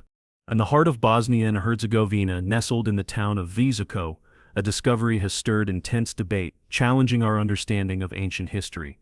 The so-called Bosnian pyramids, first brought to public attention in 2000, Semir Osmanagić, have become one of the most controversial archaeological claims of the 21st. According to Osmanagić, a series of towering hills in the region are not natural formations, as many scientists have argued, but massive, man-made pyramids, an ancient advanced civilization's hidden legacy waiting to be rediscovered. The Bosnian pyramids, which Osmanagić believes to be much older than the Great Pyramids of Egypt, have sparked fierce debate within the academic and scientific communities. Osmanagić's claim is rooted in his belief that the structures in Visoko's Valley of the Pyramids are designed with precise geometrical shapes, featuring what he describes as clear evidence of human intervention, sharp edges, steps, and flat surfaces that suggest the pyramids were once carefully constructed. The largest of these pyramids, known as the Pyramid of the Sun, is said to rise nearly 220 meters, 720 feet above the surrounding valley floor, making it taller than Egypt's Great Pyramid. However, mainstream archaeologists and geologists have strongly rejected Osmanagić's claims, insisting that the formations in Visoko are nothing more than natural hills shaped by millennia of erosion and geological processes. These critics argue that the sharp edges and flat surfaces cited by Osmanagach are simply the result of weathering and that the alignment of the hills with cardinal directions is coincidental. The scientific community remains skeptical, with most professionals dismissing the idea that such massive pyramids could have existed in the region thousands of years ago. Despite this rejection, Osmanagach and his supporters have continued their excavation efforts, unearthing blocks of stone they believe are part of a larger man-made structure. Osmanagach argues that the presence of specific human-crafted materials, such as bricks and concrete-like substance, further supports his theory that the Bosnian pyramids were constructed with advanced knowledge, possibly even before recorded history. They point to findings such as unusual formations resembling staircases, as well as what they believe to be ancient tunnels beneath the pyramids that might have served as a network connecting the structures. The debate surrounding the Bosnian pyramids is not just an academic one, it has also become a cultural and national phenomenon. In Bosnia, the discovery of the pyramids has fueled national pride, as the potential for such an extraordinary find could place the region on the map for historical and archaeological significance. Local authorities have supported Osmanagach's efforts, seeing the excavation as a potential boost for tourism and global recognition. However, the academic community remains divided, with many accusing Osmanagach of manipulating the public's curiosity and sensationalizing the discovery for personal gain. So, what does the Bosnian pyramid controversy tell us about ancient civilizations? Could these pyramids truly be the remnants of a forgotten culture, one that predates even the great Egyptian and Sumerian civilizations? Some proponents of the theory suggest that if the pyramids are indeed man-made, they may represent a lost technological tradition that was wiped out by a cataclysmic event such as an earthquake or flood. They argue that this civilization could have possessed knowledge of architecture and energy sources far beyond what was previously attributed to ancient peoples. The idea that these pyramids represent a lost culture, perhaps one that had advanced engineering and scientific knowledge, invites us to reconsider what we know about early human history. Could the Bosnian pyramids be a key to understanding a long-lost civilization that was forgotten by time? Or are they simply an example of nature's ability to create formations that mimic man-made structures? As we explore this modern enigma, we must ask ourselves, could the Bosnian pyramids be a window into a forgotten past, offering clues to lost technologies that we have yet to uncover? What if, buried beneath the earth, there are more discoveries waiting to be made, hidden remnants of a culture that time forgot? Beneath the waves of the world's oceans lies a mysterious realm, one where ancient structures and ruins may be silently waiting to be rediscovered. For centuries, tales of lost cities and submerged civilizations have captivated the imagination, but in recent decades, new discoveries have brought these myths into the realm of possibility. From the Caribbean to Japan and off the coast of India, submerged structures resembling man-made pyramids, roads, and buildings have sparked intense debate over whether they could be the remnants of long-lost technologically advanced civilizations that predate recorded history. One of the most famous and controversial of these submerged formations is the Bimini Road in the Bahamas. Discovered in 1968, the Bimini Road consists of large, flat stones arranged in a linear pattern on the ocean floor, extending for about 0.8 kilometers, half a mile. The geometric precision of the stones, some appearing to form a pathway or road, has led many to speculate that this could be a remnant of a once great civilization. Proponents of the Atlantis theory have eagerly pointed to the Bimini Road as evidence of the lost city, arguing that it might be the submerged remains of Atlantis itself. Mainstream scientists, however, dismiss the Bimini Road as a natural formation created by erosion. Despite this, the structure's symmetry and size continue to fuel debates about the possibility of ancient, advanced civilizations once thriving in the area. Further east, off the coast of Yonaguni Island in Japan, lies another submerged structure, the Yonaguni Monument. This large rock-like formation has been the subject of intense scrutiny since its discovery in the 1990s. The monument appears to be a stepped platform with terraces, right angles, and a staircase-like formation that bears a striking resemblance to the architecture of ancient human-built structures. Some researchers argue that the monument is a natural geological formation shaped over time by the forces of the ocean. However, others maintain that its sharp edges and regular patterns suggest it could be a man-made structure, possibly built by a civilization thousands of years ago, long before Japan's first recorded history. On the other side of the world, off the coast of Dwarka, India, the discovery of submerged ruins has also raised the question of ancient, lost civilizations. The city of Dwarka, mentioned in Hindu mythology as the capital of Lord Krishna's kingdom, was believed to have been submerged in the sea after the Great Battle of Kurukshetra. In recent decades, underwater archaeologists have found what appear to be ancient stone structures and walls off the coast of Dwarka, some as old as 9,000 years. The presence of what seem to be roads, buildings, and advanced masonry techniques in these submerged ruins has led some to suggest that the site could be the remnants of a highly advanced civilization lost to time. These discoveries are not isolated. They are part of a growing number of submerged structures found all over the world, each one sparking debates about the possibility of ancient civilizations whose existence has been forgotten or erased by time. Whether in the Caribbean, Japan, or India, the submerged ruins suggest a deeper, more complex history than we are often taught. Could these structures be the remnants of advanced societies that existed long before our known history? Or are they simply the result of natural forces, such as erosion and seismic activity, creating shapes and patterns that resemble man-made structures? As we continue to explore these submerged ruins, we are left with a question: what if these ancient structures represent the remains of a lost civilization, one that had technology, knowledge, and wisdom far beyond what we attribute to ancient peoples? Could they be evidence of a network of advanced civilizations that spanned the globe, now buried beneath the sea, waiting to be uncovered? The ocean holds many mysteries, and it's possible that the key to understanding our forgotten past lies just beneath its surface, hidden in plain sight.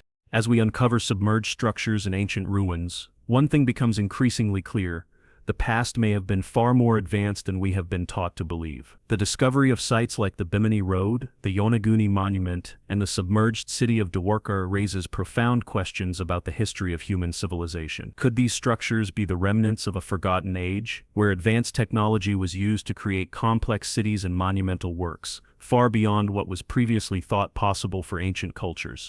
The implications of these discoveries challenge the very foundations of mainstream archaeological thought. If these submerged ruins are indeed the remains of ancient civilizations, what does that say about the capabilities of our ancestors? Could these structures be evidence of a global network of civilizations, each one with access to advanced technologies that we have yet to fully understand? The idea of a global civilization that spanned across oceans and continents, sharing knowledge and expertise in fields such as engineering, astronomy, and energy manipulation, seems like something straight out of science fiction. And yet, with each new find, the possibility of such a network becomes more tantalizingly real.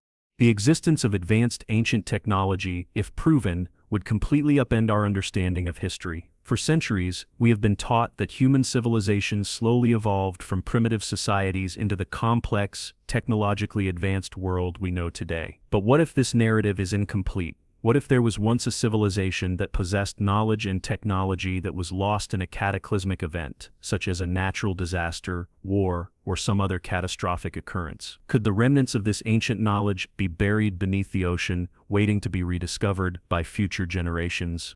The idea of ancient technology buried beneath our feet or beneath the waves is both captivating and unsettling.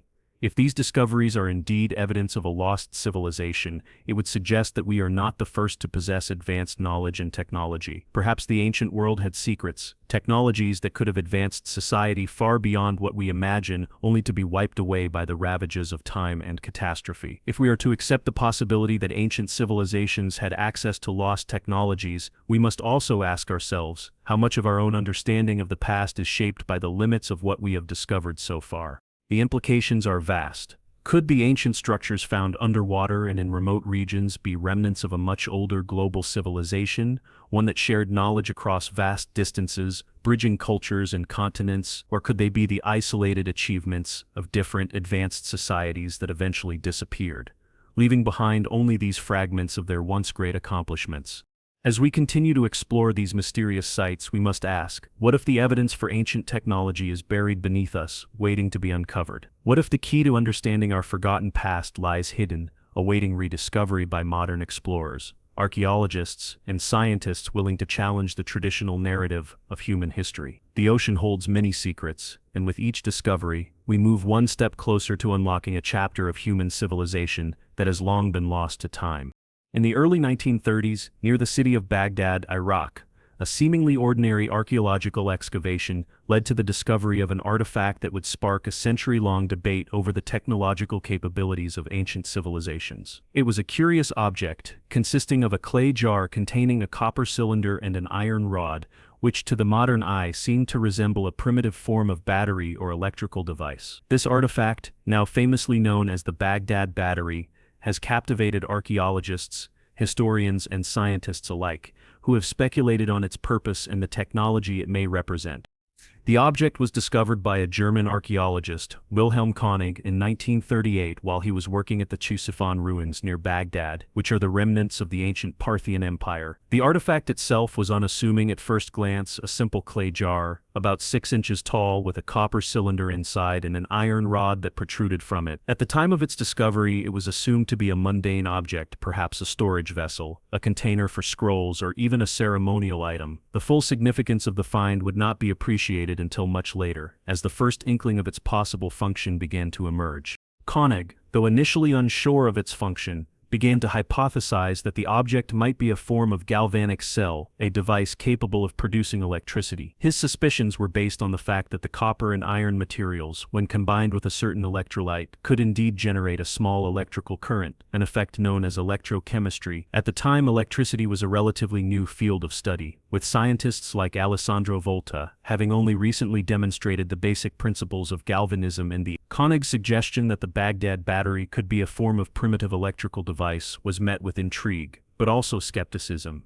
For many years, the Baghdad battery remained a curiosity, largely dismissed as a mere oddity or as a misunderstood artifact. However, as the 20th century progressed, more attention was given to the idea that ancient cultures might have possessed knowledge of electrical principles far earlier than previously thought. The discovery of the Baghdad battery gained new significance in the context of these theories, and its implications about ancient technology began to capture the imagination of researchers and the public alike.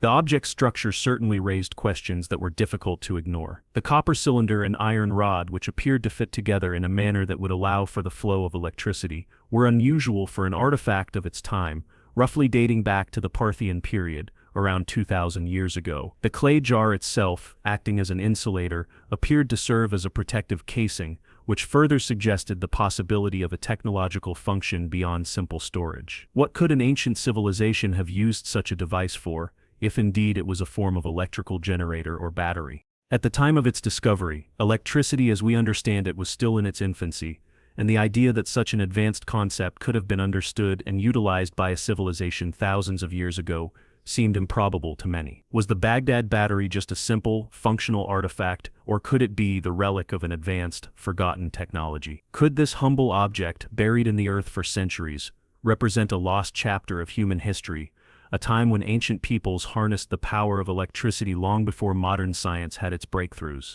As more time passes and additional studies are conducted, the question lingers: could this object be the evidence of a long-lost civilization that understood principles of electricity, or is it simply a curiosity, an artifact whose true purpose remains hidden in the sands of time?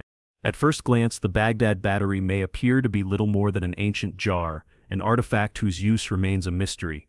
However, upon closer examination, the object's design suggests that it could be more than just a simple container. When we consider the materials and construction of the device, a fascinating possibility emerges.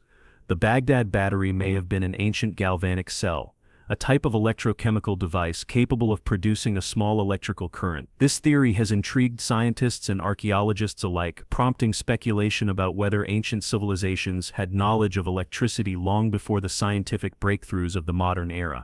The Baghdad battery consists of a clay jar, approximately 6 inches tall, with a copper cylinder placed inside and an iron rod protruding from the top. The jar itself serves as an insulator, while the copper and iron work together as electrodes in an electrochemical reaction. This setup closely resembles the design of a galvanic cell, a device that generates electricity by using two different metals immersed in an electrolyte. The principle behind this process is that when the two metals, copper and iron, are exposed to an electrolyte, such as an acidic solution, an electrical charge can be generated through the oxidation-reduction reaction between the metals. In the case of the Baghdad battery, it is believed that the copper cylinder and iron rod would have served as the anode and cathode, respectively.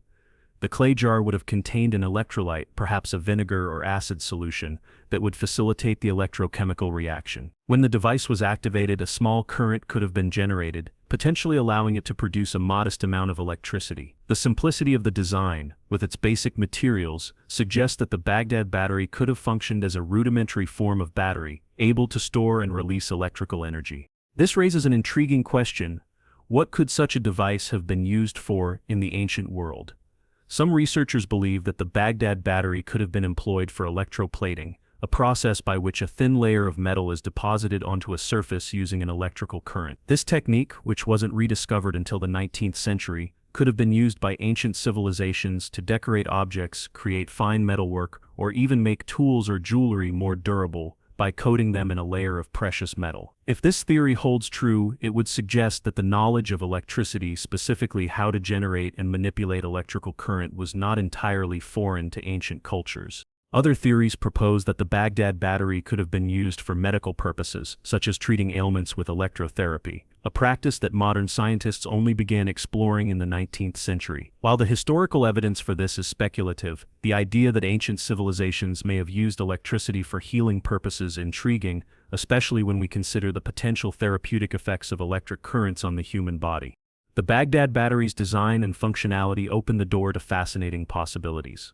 Could it be that ancient civilizations possessed an understanding of electricity and electrochemical principles long before we gave them credit? The idea that people thousands of years ago were capable of producing electrical energy challenges our assumptions about the technological capabilities of ancient societies. If this device was indeed a functioning galvanic cell, it would suggest that ancient cultures had access to knowledge of electricity, possibly using it in ways we can only imagine. This raises a broader question: if the Baghdad battery is evidence of ancient technological understanding, what other lost knowledge might have existed? Could the discovery of this device suggest that electricity was once known and harnessed by ancient civilizations, only to be lost over time, hidden beneath the layers of history and forgotten by modern generations? The Baghdad battery has fascinated researchers and sparked debate since its discovery. Yet mainstream archaeologists and historians remain largely skeptical about its true purpose. The prevailing view is that the artifact, despite its resemblance to a modern battery, was never meant to function as one. Instead, some mainstream scholars argue that it was a simple object, possibly used for purposes entirely unrelated to electricity, such as storage or ceremonial use. In this view, the theory that the Baghdad battery was used for generating electricity or electroplating is seen as speculative, with little evidence to support it. One of the primary reasons for the skepticism surrounding the Baghdad battery's electrical function is the lack of similar artifacts. Despite the occasional discovery of objects that might suggest early attempts at electricity, no other ancient devices have been found that operate on the same principles as a galvanic cell. Furthermore, there is no written record from ancient cultures indicating that they possessed knowledge of electricity, making the idea of an ancient battery seem implausible to many scholars. In this context, the Baghdad battery is often dismissed as a curious but isolated anomaly, with its true purpose remaining unclear. Some mainstream scholars suggest that the object was perhaps used for something as simple as storage or as a container for scrolls or other precious items. Others speculate that the artifact could have served a purely ceremonial purpose, rather than a practical one. In this view, the copper cylinder and iron rod inside the clay jar are simply decorative elements or part of a religious or symbolic ritual, rather than components of a functional battery. The idea that ancient civilizations had the capacity to generate electricity, or that they used devices like the Baghdad battery in their everyday lives, remains difficult to reconcile with the current understanding of their technological capabilities. However, there are those who believe that the Baghdad battery was indeed a sophisticated piece of technology used for purposes far beyond what we have been taught to believe. Proponents of this theory suggest that the artifact represents a long-lost form of advanced technology, one that was either forgotten, hidden, or destroyed by the ravages of time. They point to the artifact's design and the electrochemical principles behind its function as evidence that the ancient world may have been more technologically advanced than traditionally acknowledged. These supporters argue that ancient civilizations could have had access to knowledge of electricity or electrochemical processes, possibly through trial and error, or the passing down of secret knowledge over generations. Some even speculate that the Baghdad battery was part of a broader technological system, perhaps one that utilized energy sources or electromagnetic principles, far more advanced than what we associate with ancient times. If this is the case, it would suggest that ancient societies, particularly those in the Near East, could have harnessed electricity or energy in ways we have yet to fully comprehend. The theory of a lost, technologically advanced civilization that understood electricity is tantalizing, yet also frustratingly elusive. Could the Baghdad battery be a glimpse into a forgotten chapter of human history, an era in which electricity was understood and possibly used for practical purposes, such as electroplating, medical applications, or energy generation? Or is it simply a misunderstood object, with its true purpose lost to time, its design merely a coincidence, or something much simpler than we imagine? As we reflect on the debate over the Baghdad battery's true function, we must ask, could ancient civilizations have discovered and harnessed electricity only for that knowledge to be lost or suppressed over time? Is it possible that the key to understanding this technology lies buried in the artifacts we have yet to fully understand? The discovery of the Baghdad battery is a fascinating reminder that our understanding of ancient history may be incomplete. As we look at this artifact, a simple clay jar with copper and iron components, we are confronted with a fundamental question: did ancient civilizations have access to electricity, or is the Baghdad battery merely a misunderstood object, stripped of its true purpose by the passage of time? The mystery of the Baghdad battery compels us to reconsider our assumptions about ancient technology and the capabilities of early human societies. If we entertain the possibility that the Baghdad battery was indeed a functional galvanic cell, it suggests a surprising level of sophistication in ancient engineering. The notion that early cultures long before the advent of modern electricity might have known how to generate electrical current seems almost unthinkable. Yet as we look at the complexity of the device, its materials, and the electrochemical principles at play, it raises the question: could the ancients have discovered electricity or some form of energy long before we did? We know that electricity wasn't formally discovered until the 17th and 18th centuries, with scientists like Benjamin Franklin and Alessandro Volta leading the way. But what if earlier cultures, through trial and error, stumbled upon electrical principles, only for that knowledge to be lost over time? In fact, other cultures throughout history, such as the Egyptians, Sumerians, and Greeks, demonstrated knowledge of concepts that suggest a sophisticated understanding of science and nature. From the Pythagoreans' geometric theories to the ancient Egyptians' construction techniques, there's evidence to suggest that ancient societies were far more knowledgeable than we often give them credit for. Could knowledge of electricity have been part of this advanced understanding, only to be obscured by time or catastrophe?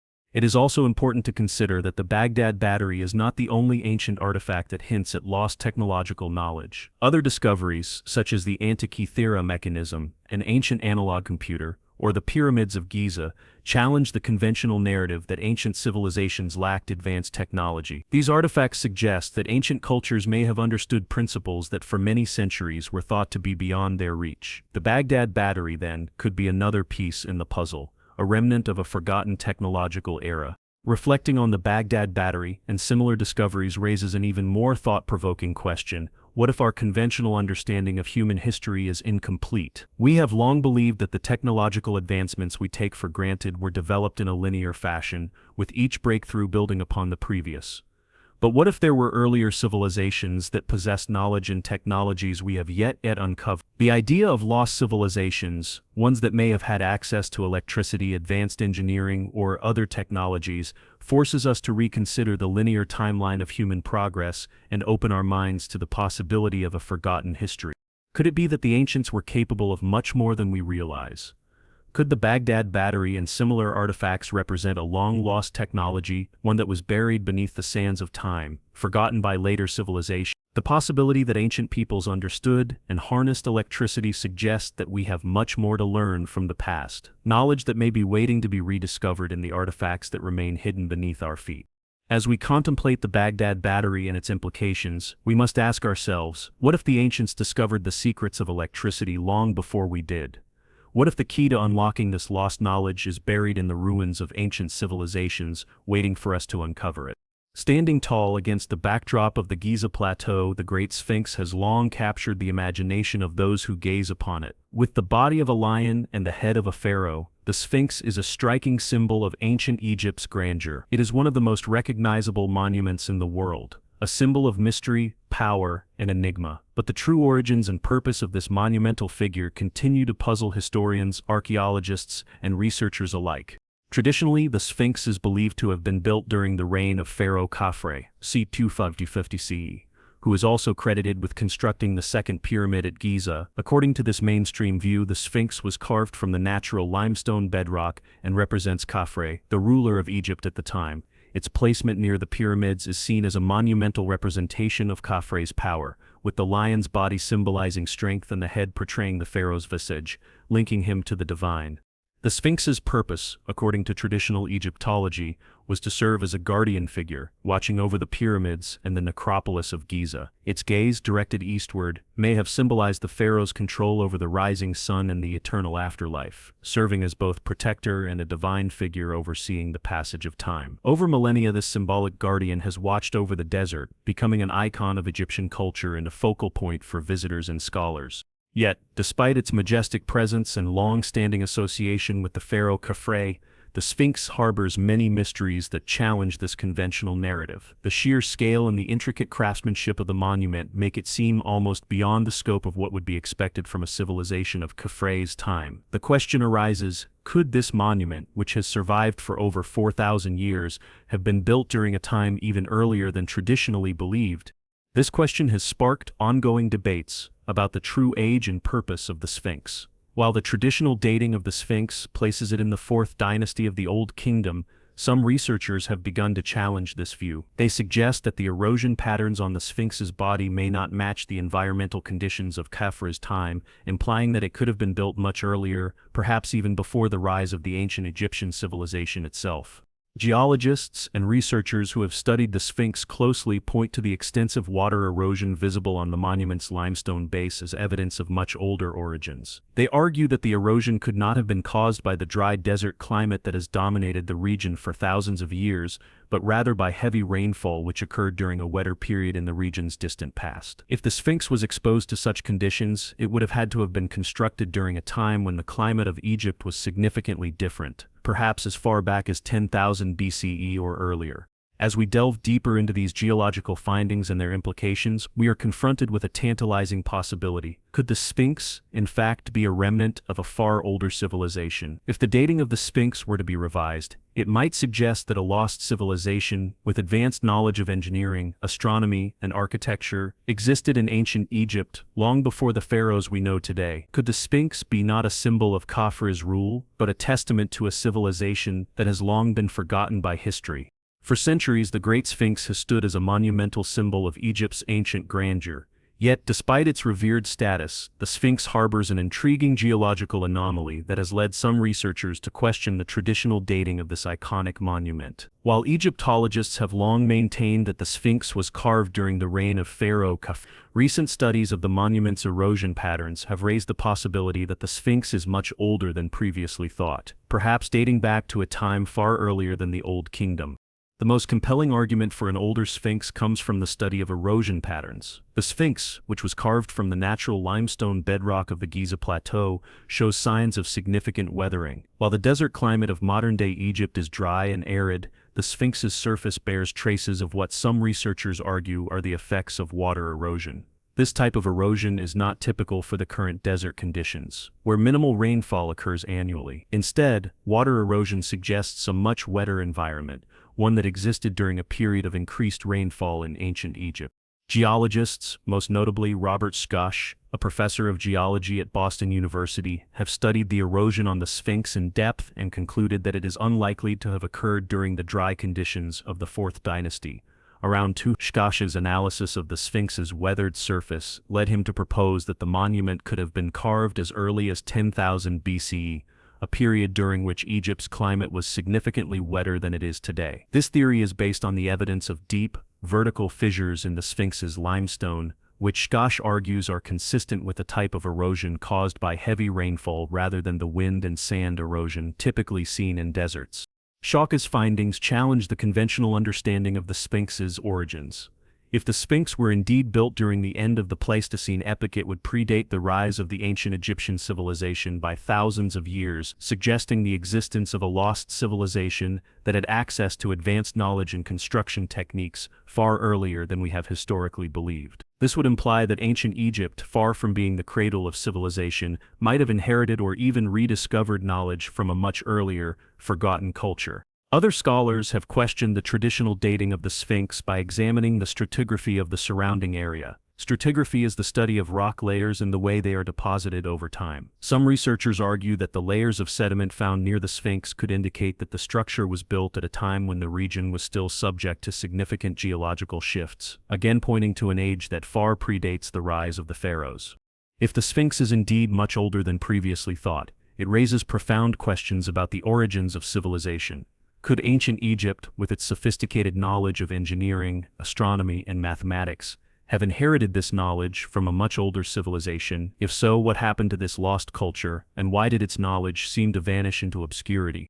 The potential dating of the Sphinx to a time as early as 10,000 BCE would suggest the existence of a technologically advanced civilization long before the dawn of recorded history. Such a discovery would rewrite the timeline of human progress and force us to reconsider the way we view the ancient world. Could the Sphinx be a relic of a lost civilization, a forgotten chapter in the story of human development?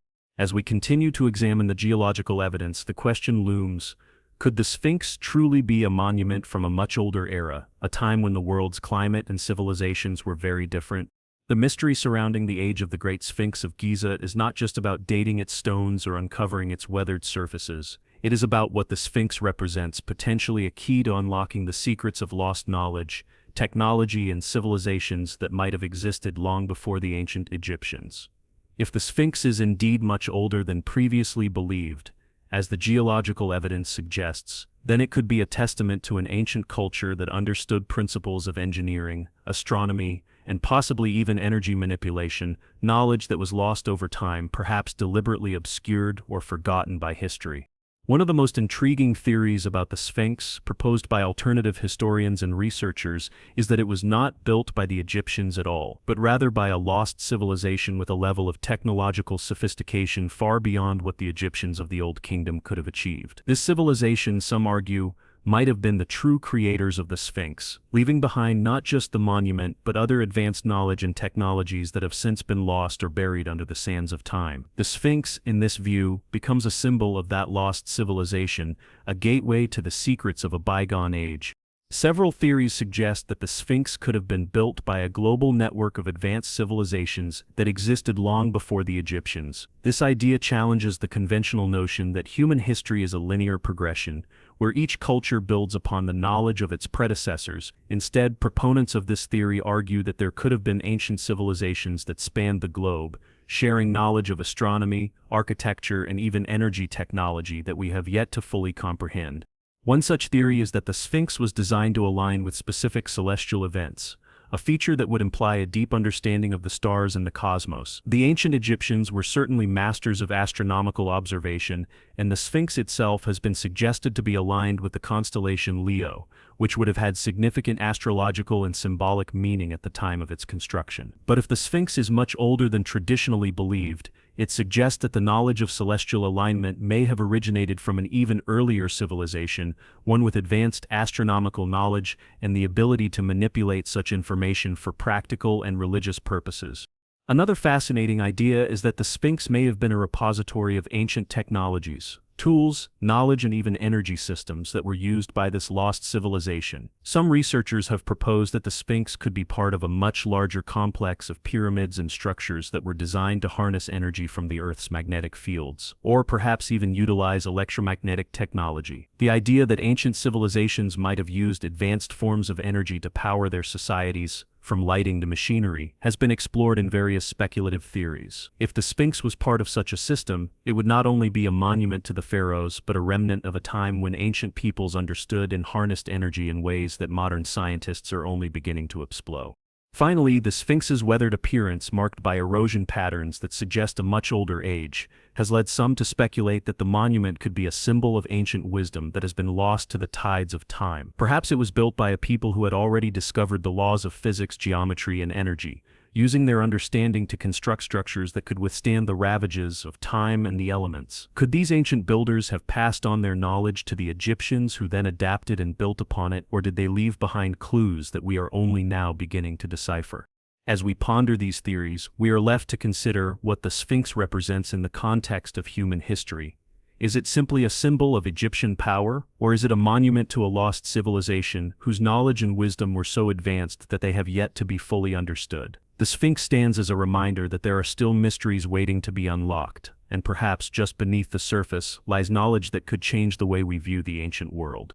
As we stand before the Great Sphinx of Giza, gazing at its weathered face and massive lion's body, it's impossible not to feel the weight of its mystery. For centuries, the Sphinx has stood as a silent witness to the ebb and flow of time, its secrets hidden beneath the sands of Egypt. Yet, despite its iconic status and the centuries of study it has endured, the Sphinx remains a monument of enigmatic power and potential, a gateway to knowledge that we have yet to fully decode.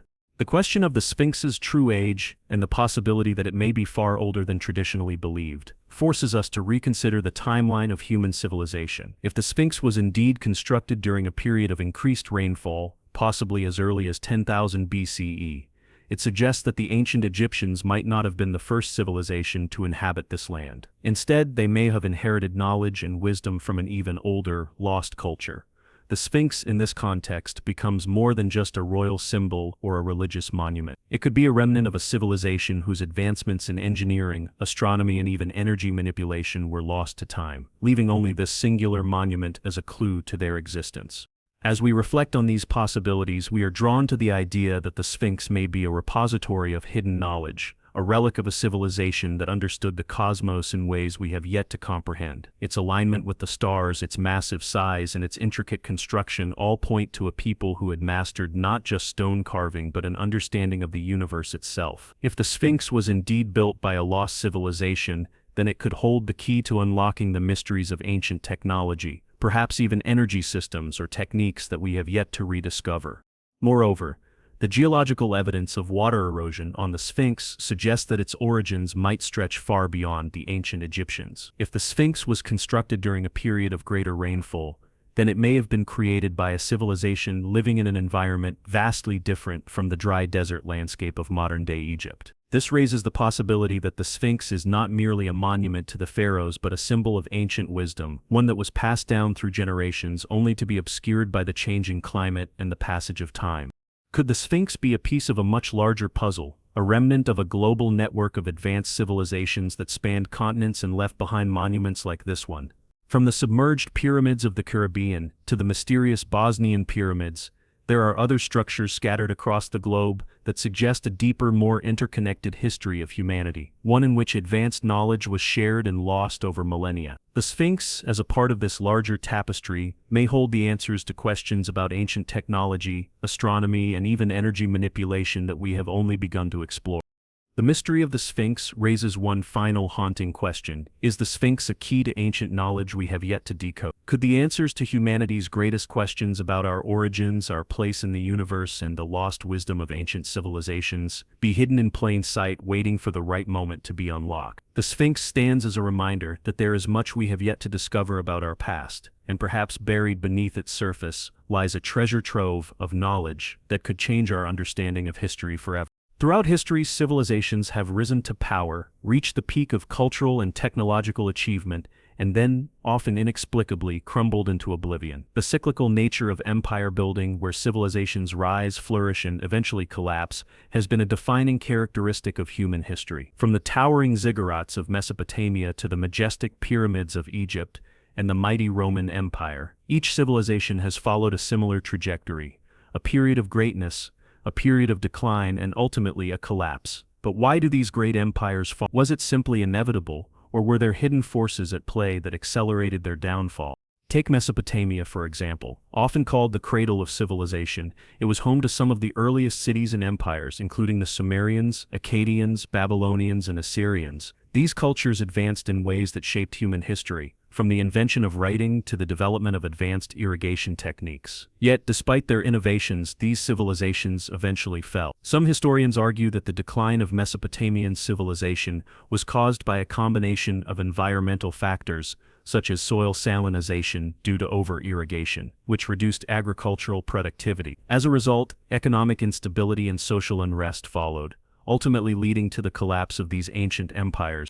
Similarly, the Roman Empire, once the greatest empire the world had ever known, suffered a slow and catastrophic decline. While its sheer size, political structure, and military prowess allowed it to dominate Europe, parts of the Middle East and North Africa, internal corruption, military overextension, and economic instability played crucial roles in its demise. The empire's collapse in the West by the late 5th century is often attributed to a combination of barbarian invasions, political instability, and a weakening of its military power. However, historians point out that these external forces might not have succeeded had it not been for the decay from within, a complex combination of internal conflict, over-reliance on mercenary armies, and mismanagement. Then there is the mystery of the Maya civilization. Known for its advanced knowledge of astronomy, mathematics, and their iconic pyramids, the Maya flourished in Mesoamerica for centuries. Yet by the 9th century, much of their once vibrant civilization mysteriously collapsed. Theories about their fall range from climate change, particularly a severe drought that impacted agriculture, to the internal political and social strife that led to the abandonment of cities. The collapse of the Maya civilization serves as an eerie reminder that even the most advanced societies can fall prey to forces beyond their control. These examples of ancient civilizations, Mesopotamia, Rome, and the Maya, illustrate a recurring pattern. Great empires rise through innovation, military conquest, and the development of complex social structures. But at some point, these societies face internal challenges, environmental stress, and external threats that lead to their downfall. Some argue that these civilizations were bound to fall, suggesting that the rise and fall of empires is simply a natural part of history's cycle. Yet, as we look deeper, we begin to ask ourselves, could there have been more to the collapse of these civilizations than simply natural decline? Could advanced knowledge, perhaps the very technologies that helped these civilizations thrive, have contributed to their destruction? The Sphinx, the pyramids of Giza, the Sumerian tablets, each of these relics from ancient civilizations suggests that early societies understood the principles of science, engineering, and possibly even energy systems. Could the collapse of these empires have been accelerated by the misuse or overuse of these advanced technologies? As we consider these questions, we are left to wonder, were these civilizations truly doomed to fail, or did their downfall come about because they mismanaged or misused the very knowledge that once gave them power? While the collapse of great civilizations is often viewed through the lens of war, political instability, and economic decline, recent research suggests that environmental factors, particularly climate change, may have played a far more significant role than previously acknowledged. The fall of many ancient civilizations can in part be attributed to environmental stress, whether it was the effects of drought, resource depletion, or shifting weather patterns that compromised food production, water supply, and overall societal stability. When combined with other pressures like war and internal conflict, these environmental factors created perfect storms that led to the collapse of entire civilizations. One of the most striking examples is the Maya civilization in Mesoamerica. As discussed earlier, the Maya flourished for centuries, building towering pyramids and developing an intricate calendar system. However, by the 9th century, the once great cities of the Maya were abandoned, and their civilization seemed to vanish almost overnight. Modern research has pointed to climate change, specifically a prolonged drought, as a key factor in the collapse. The drought likely reduced agricultural yields, making it harder for the population to sustain itself. Coupled with internal political strife and overpopulation, this environmental crisis may have led to widespread famine, social unrest, and the eventual abandonment of cities. Similarly, the Mesopotamian civilizations faced environmental challenges that contributed to their downfall. In ancient Sumer, the advanced irrigation systems that sustained agriculture in the fertile land between the Tigris and Euphrates rivers eventually caused soil salinization. Over-irrigation led to a buildup of salts in the soil, which made it difficult to grow crops. The loss of agricultural productivity would have had catastrophic consequences for the economy and society, leading to food shortages, economic decline, and possibly contributing to the eventual decline of Sumer and other Mesopotamian civilizations. Beyond climate change, war and military conflict have also played a significant role in the collapse of ancient empires. The Roman Empire, perhaps the most well-known case of a fallen empire, faced external pressures from invading barbarian tribes, including the Huns, Visigoths, and Vandals in the 4th and 5th centuries CE. These groups capitalized on the Roman Empire's weakened state, exacerbated by internal strife, corruption, and overextension of its military forces. The fall of Rome was not a singular event but a prolonged period of decline, made worse by the empire's inability to adapt to changing military and economic pressures. The Mongol invasions that toppled the Song dynasty in China, as well as the Byzantine Empire's eventual fall to the Ottomans, are other examples of how war and military conquest can significantly contribute to the collapse of once great civilizations. While war often interacts with other factors like political corruption and economic instability, it remains a crucial element in the downfall of many societies. Yet, as we examine the collapse of these civilizations, we must also ask whether the misuse of advanced technology played a role in hastening their decline. Ancient civilizations had developed sophisticated systems for agriculture, construction, and warfare, yet the very technologies that enabled their rise may have contributed to their downfall. Could these empires have misused their knowledge of energy, resources, or environmental manipulation to their detriment? The Roman Empire, for instance, had mastered engineering feats such as aqueducts, roads, and advanced military strategies, but did these innovations lead to overexploitation of resources or unmanageable expansion? Similarly, could the Maya, with their deep understanding of astronomy and mathematics, have developed technologies that ultimately contributed to their environmental degradation or warfare strategies? The collapse of ancient civilizations, in many ways, serves as a reminder of the complex interplay between human actions and the environment. Whether due to climate change, resource depletion, or military conflict, the fall of these great societies demonstrates that the environment, while providing the foundation for growth, can also be the cause of ruin when not properly understood or respected. As we reflect on these civilizations, we are left with a chilling question: could our modern societies, with our growing reliance on technology and resource extraction, be heading down the same path as the civilizations that came before us? Throughout history, the rise of advanced technologies has often been a double-edged sword. While these innovations can propel civilizations to new heights, enabling them to conquer vast territories, build monumental structures, and make astronomical discoveries, they can also lead to their downfall when misused, overexploited, or misunderstood. The collapse of ancient civilizations raises an unsettling possibility. Could the very technologies that made these societies great have also contributed to their destruction? Take, for example, the ancient Sumerians, one of the first civilizations to develop writing, complex urban planning, and sophisticated irrigation systems. Their mastery of agricultural technology allowed them to build thriving cities in the heart of Mesopotamia, creating a stable society that flourished for centuries. Yet, over time, the very irrigation systems that enabled their success began to backfire. Over-irrigation led to soil salinization, where salt built up in the soil, reducing crop yields and triggering a collapse in agricultural productivity.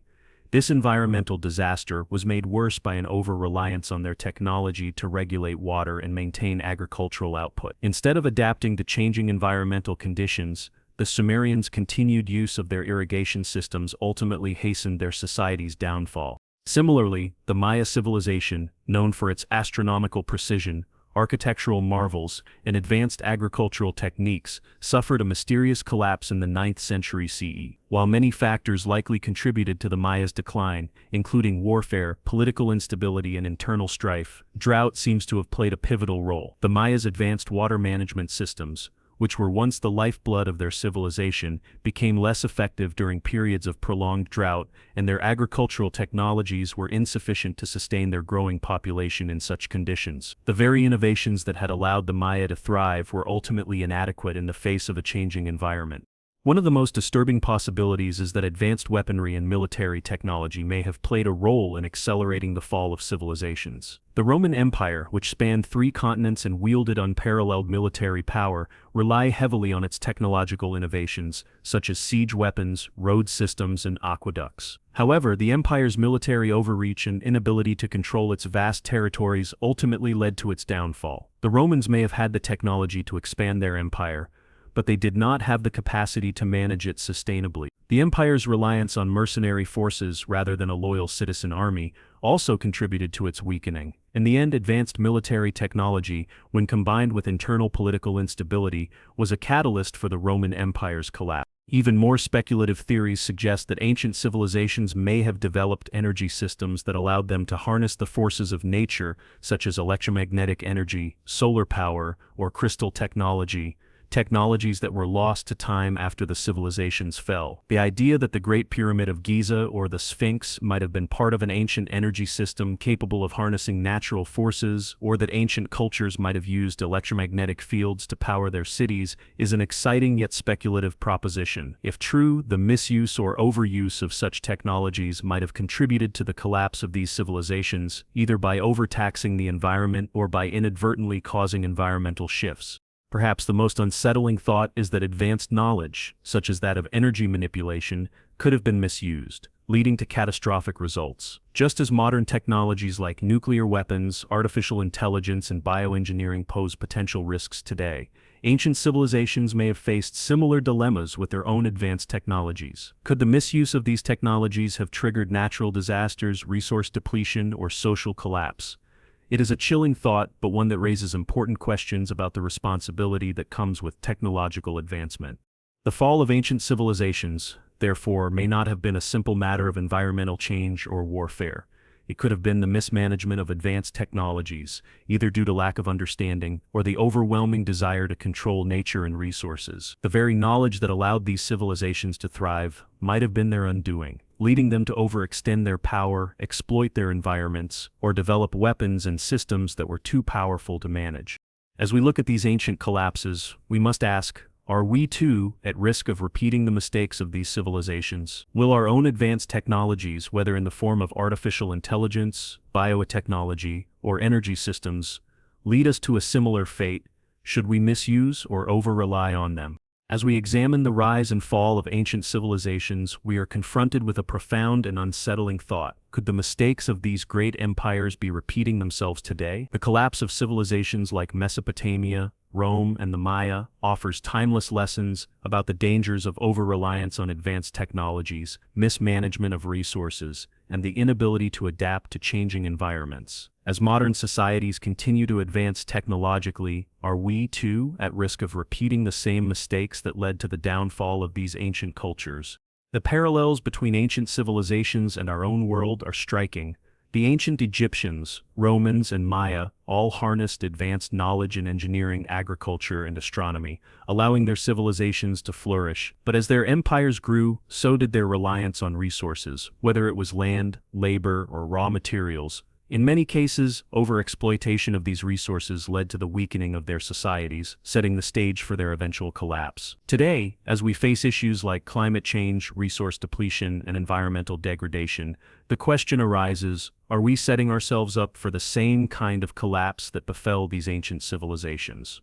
The rise of advanced technology, while offering immense potential for progress, also carries with it significant risks. Just as ancient societies used technologies that enabled them to build great cities and structures, they also faced the consequences of those same innovations. Over-irrigation, soil depletion, and military overreach all played roles in the fall of once great empires. Today, we face our own set of challenges: nuclear technology, genetic engineering, and artificial intelligence, each of which holds the promise of transforming our world, but also the potential for catastrophic misuse. Could our reliance on technology without a full understanding of its long-term consequences lead to our own undoing? The very nature of globalization, our interconnected world, can be seen as both a blessing and a curse. In ancient times, civilizations could collapse in relative isolation. Today, however, our actions are interconnected on a global scale. Environmental damage in one part of the world affects others, and political instability in one country can send shock waves throughout the global system. The collapse of an empire used to be a localized event. Today, the collapse of one nation or civilization could reverberate worldwide.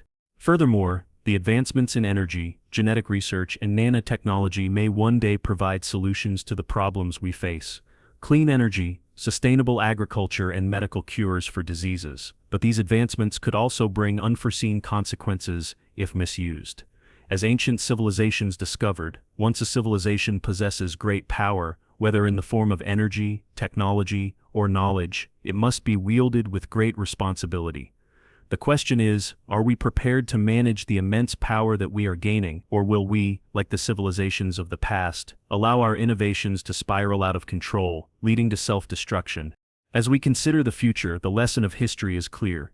The misuse of advanced knowledge and technology can be as destructive as ignorance. The rise of artificial intelligence, the quest for energy independence, and the exploration of new frontiers in genetic engineering are all driven by a desire to improve our quality of life. But as we push the boundaries of what is possible, we must ask ourselves, what safeguards are we putting in place to ensure that these technologies do not lead to our undoing? Are we, in essence, repeating the mistakes of ancient civilizations, blind to the dangers of unchecked progress and technological misuse? The rise and fall of empires from the past serve as a warning. We must learn from their mistakes if we are to avoid repeating them. The question remains, could we be repeating the mistakes of our ancient predecessors, unaware of the dangers that lie in advanced knowledge? As we stand at the crossroads of modern innovation, we must ask ourselves how much we are willing to risk in our pursuit of progress.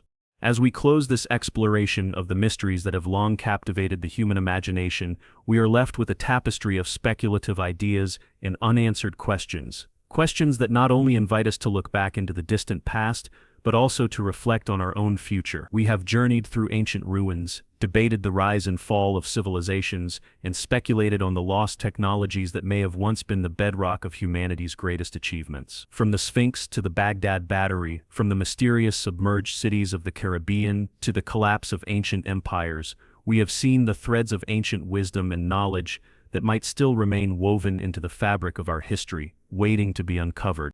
The idea that ancient civilizations possessed advanced technologies or knowledge that has been lost to time is one that challenges our modern worldview. Could it be that our ancestors, far from being primitive, once held the keys to understanding the very forces of nature, forces that we are only beginning to comprehend today? Could the Sphinx be a monument to an ancient wisdom we have yet to decode? Could the Baghdad Battery reveal that early societies understood electricity long before we did? And could the collapse of ancient empires such as Rome and the Maya be the result of the very advanced technologies they relied on, leading to their downfall?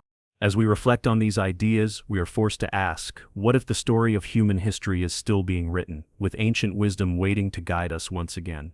The discoveries of today may be the stepping stones for tomorrow's revelations. If we learn to recognize and respect the lessons hidden in the ruins of ancient civilizations, perhaps we can find a path forward that avoids the mistakes of the past, while rediscovering the knowledge that has been lost to time. But it's not just about ancient knowledge, it's about us, about our relationship with technology, knowledge, and progress.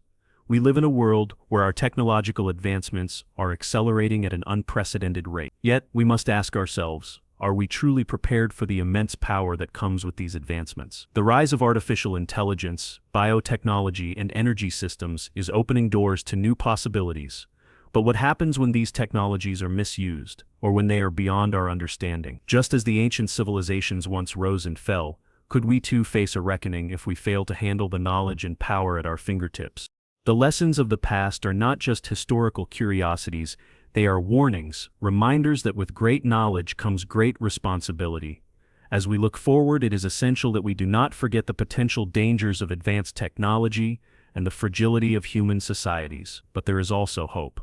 The very fact that we are exploring these mysteries today, the hidden knowledge, the speculative histories, the untold stories of lost civilizations, shows that humanity's curiosity and drive to understand are timeless. So, as we close this journey, we invite you, the viewer, to ponder the implications of these ideas in your own life. What knowledge have we lost along the way, and what is yet to be discovered? How can we learn from the ancient wisdom of civilizations that have come before us, and apply it to our own time? The road ahead may be uncertain, but the path to rediscovering lost knowledge and building a future based on wisdom is within our reach, if we choose to walk it.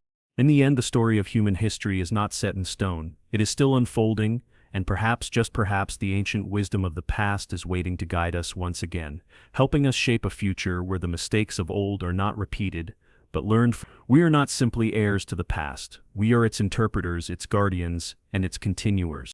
And so, we leave you with one final thought. What if the story of human history is still being written, with ancient wisdom waiting to guide us once again?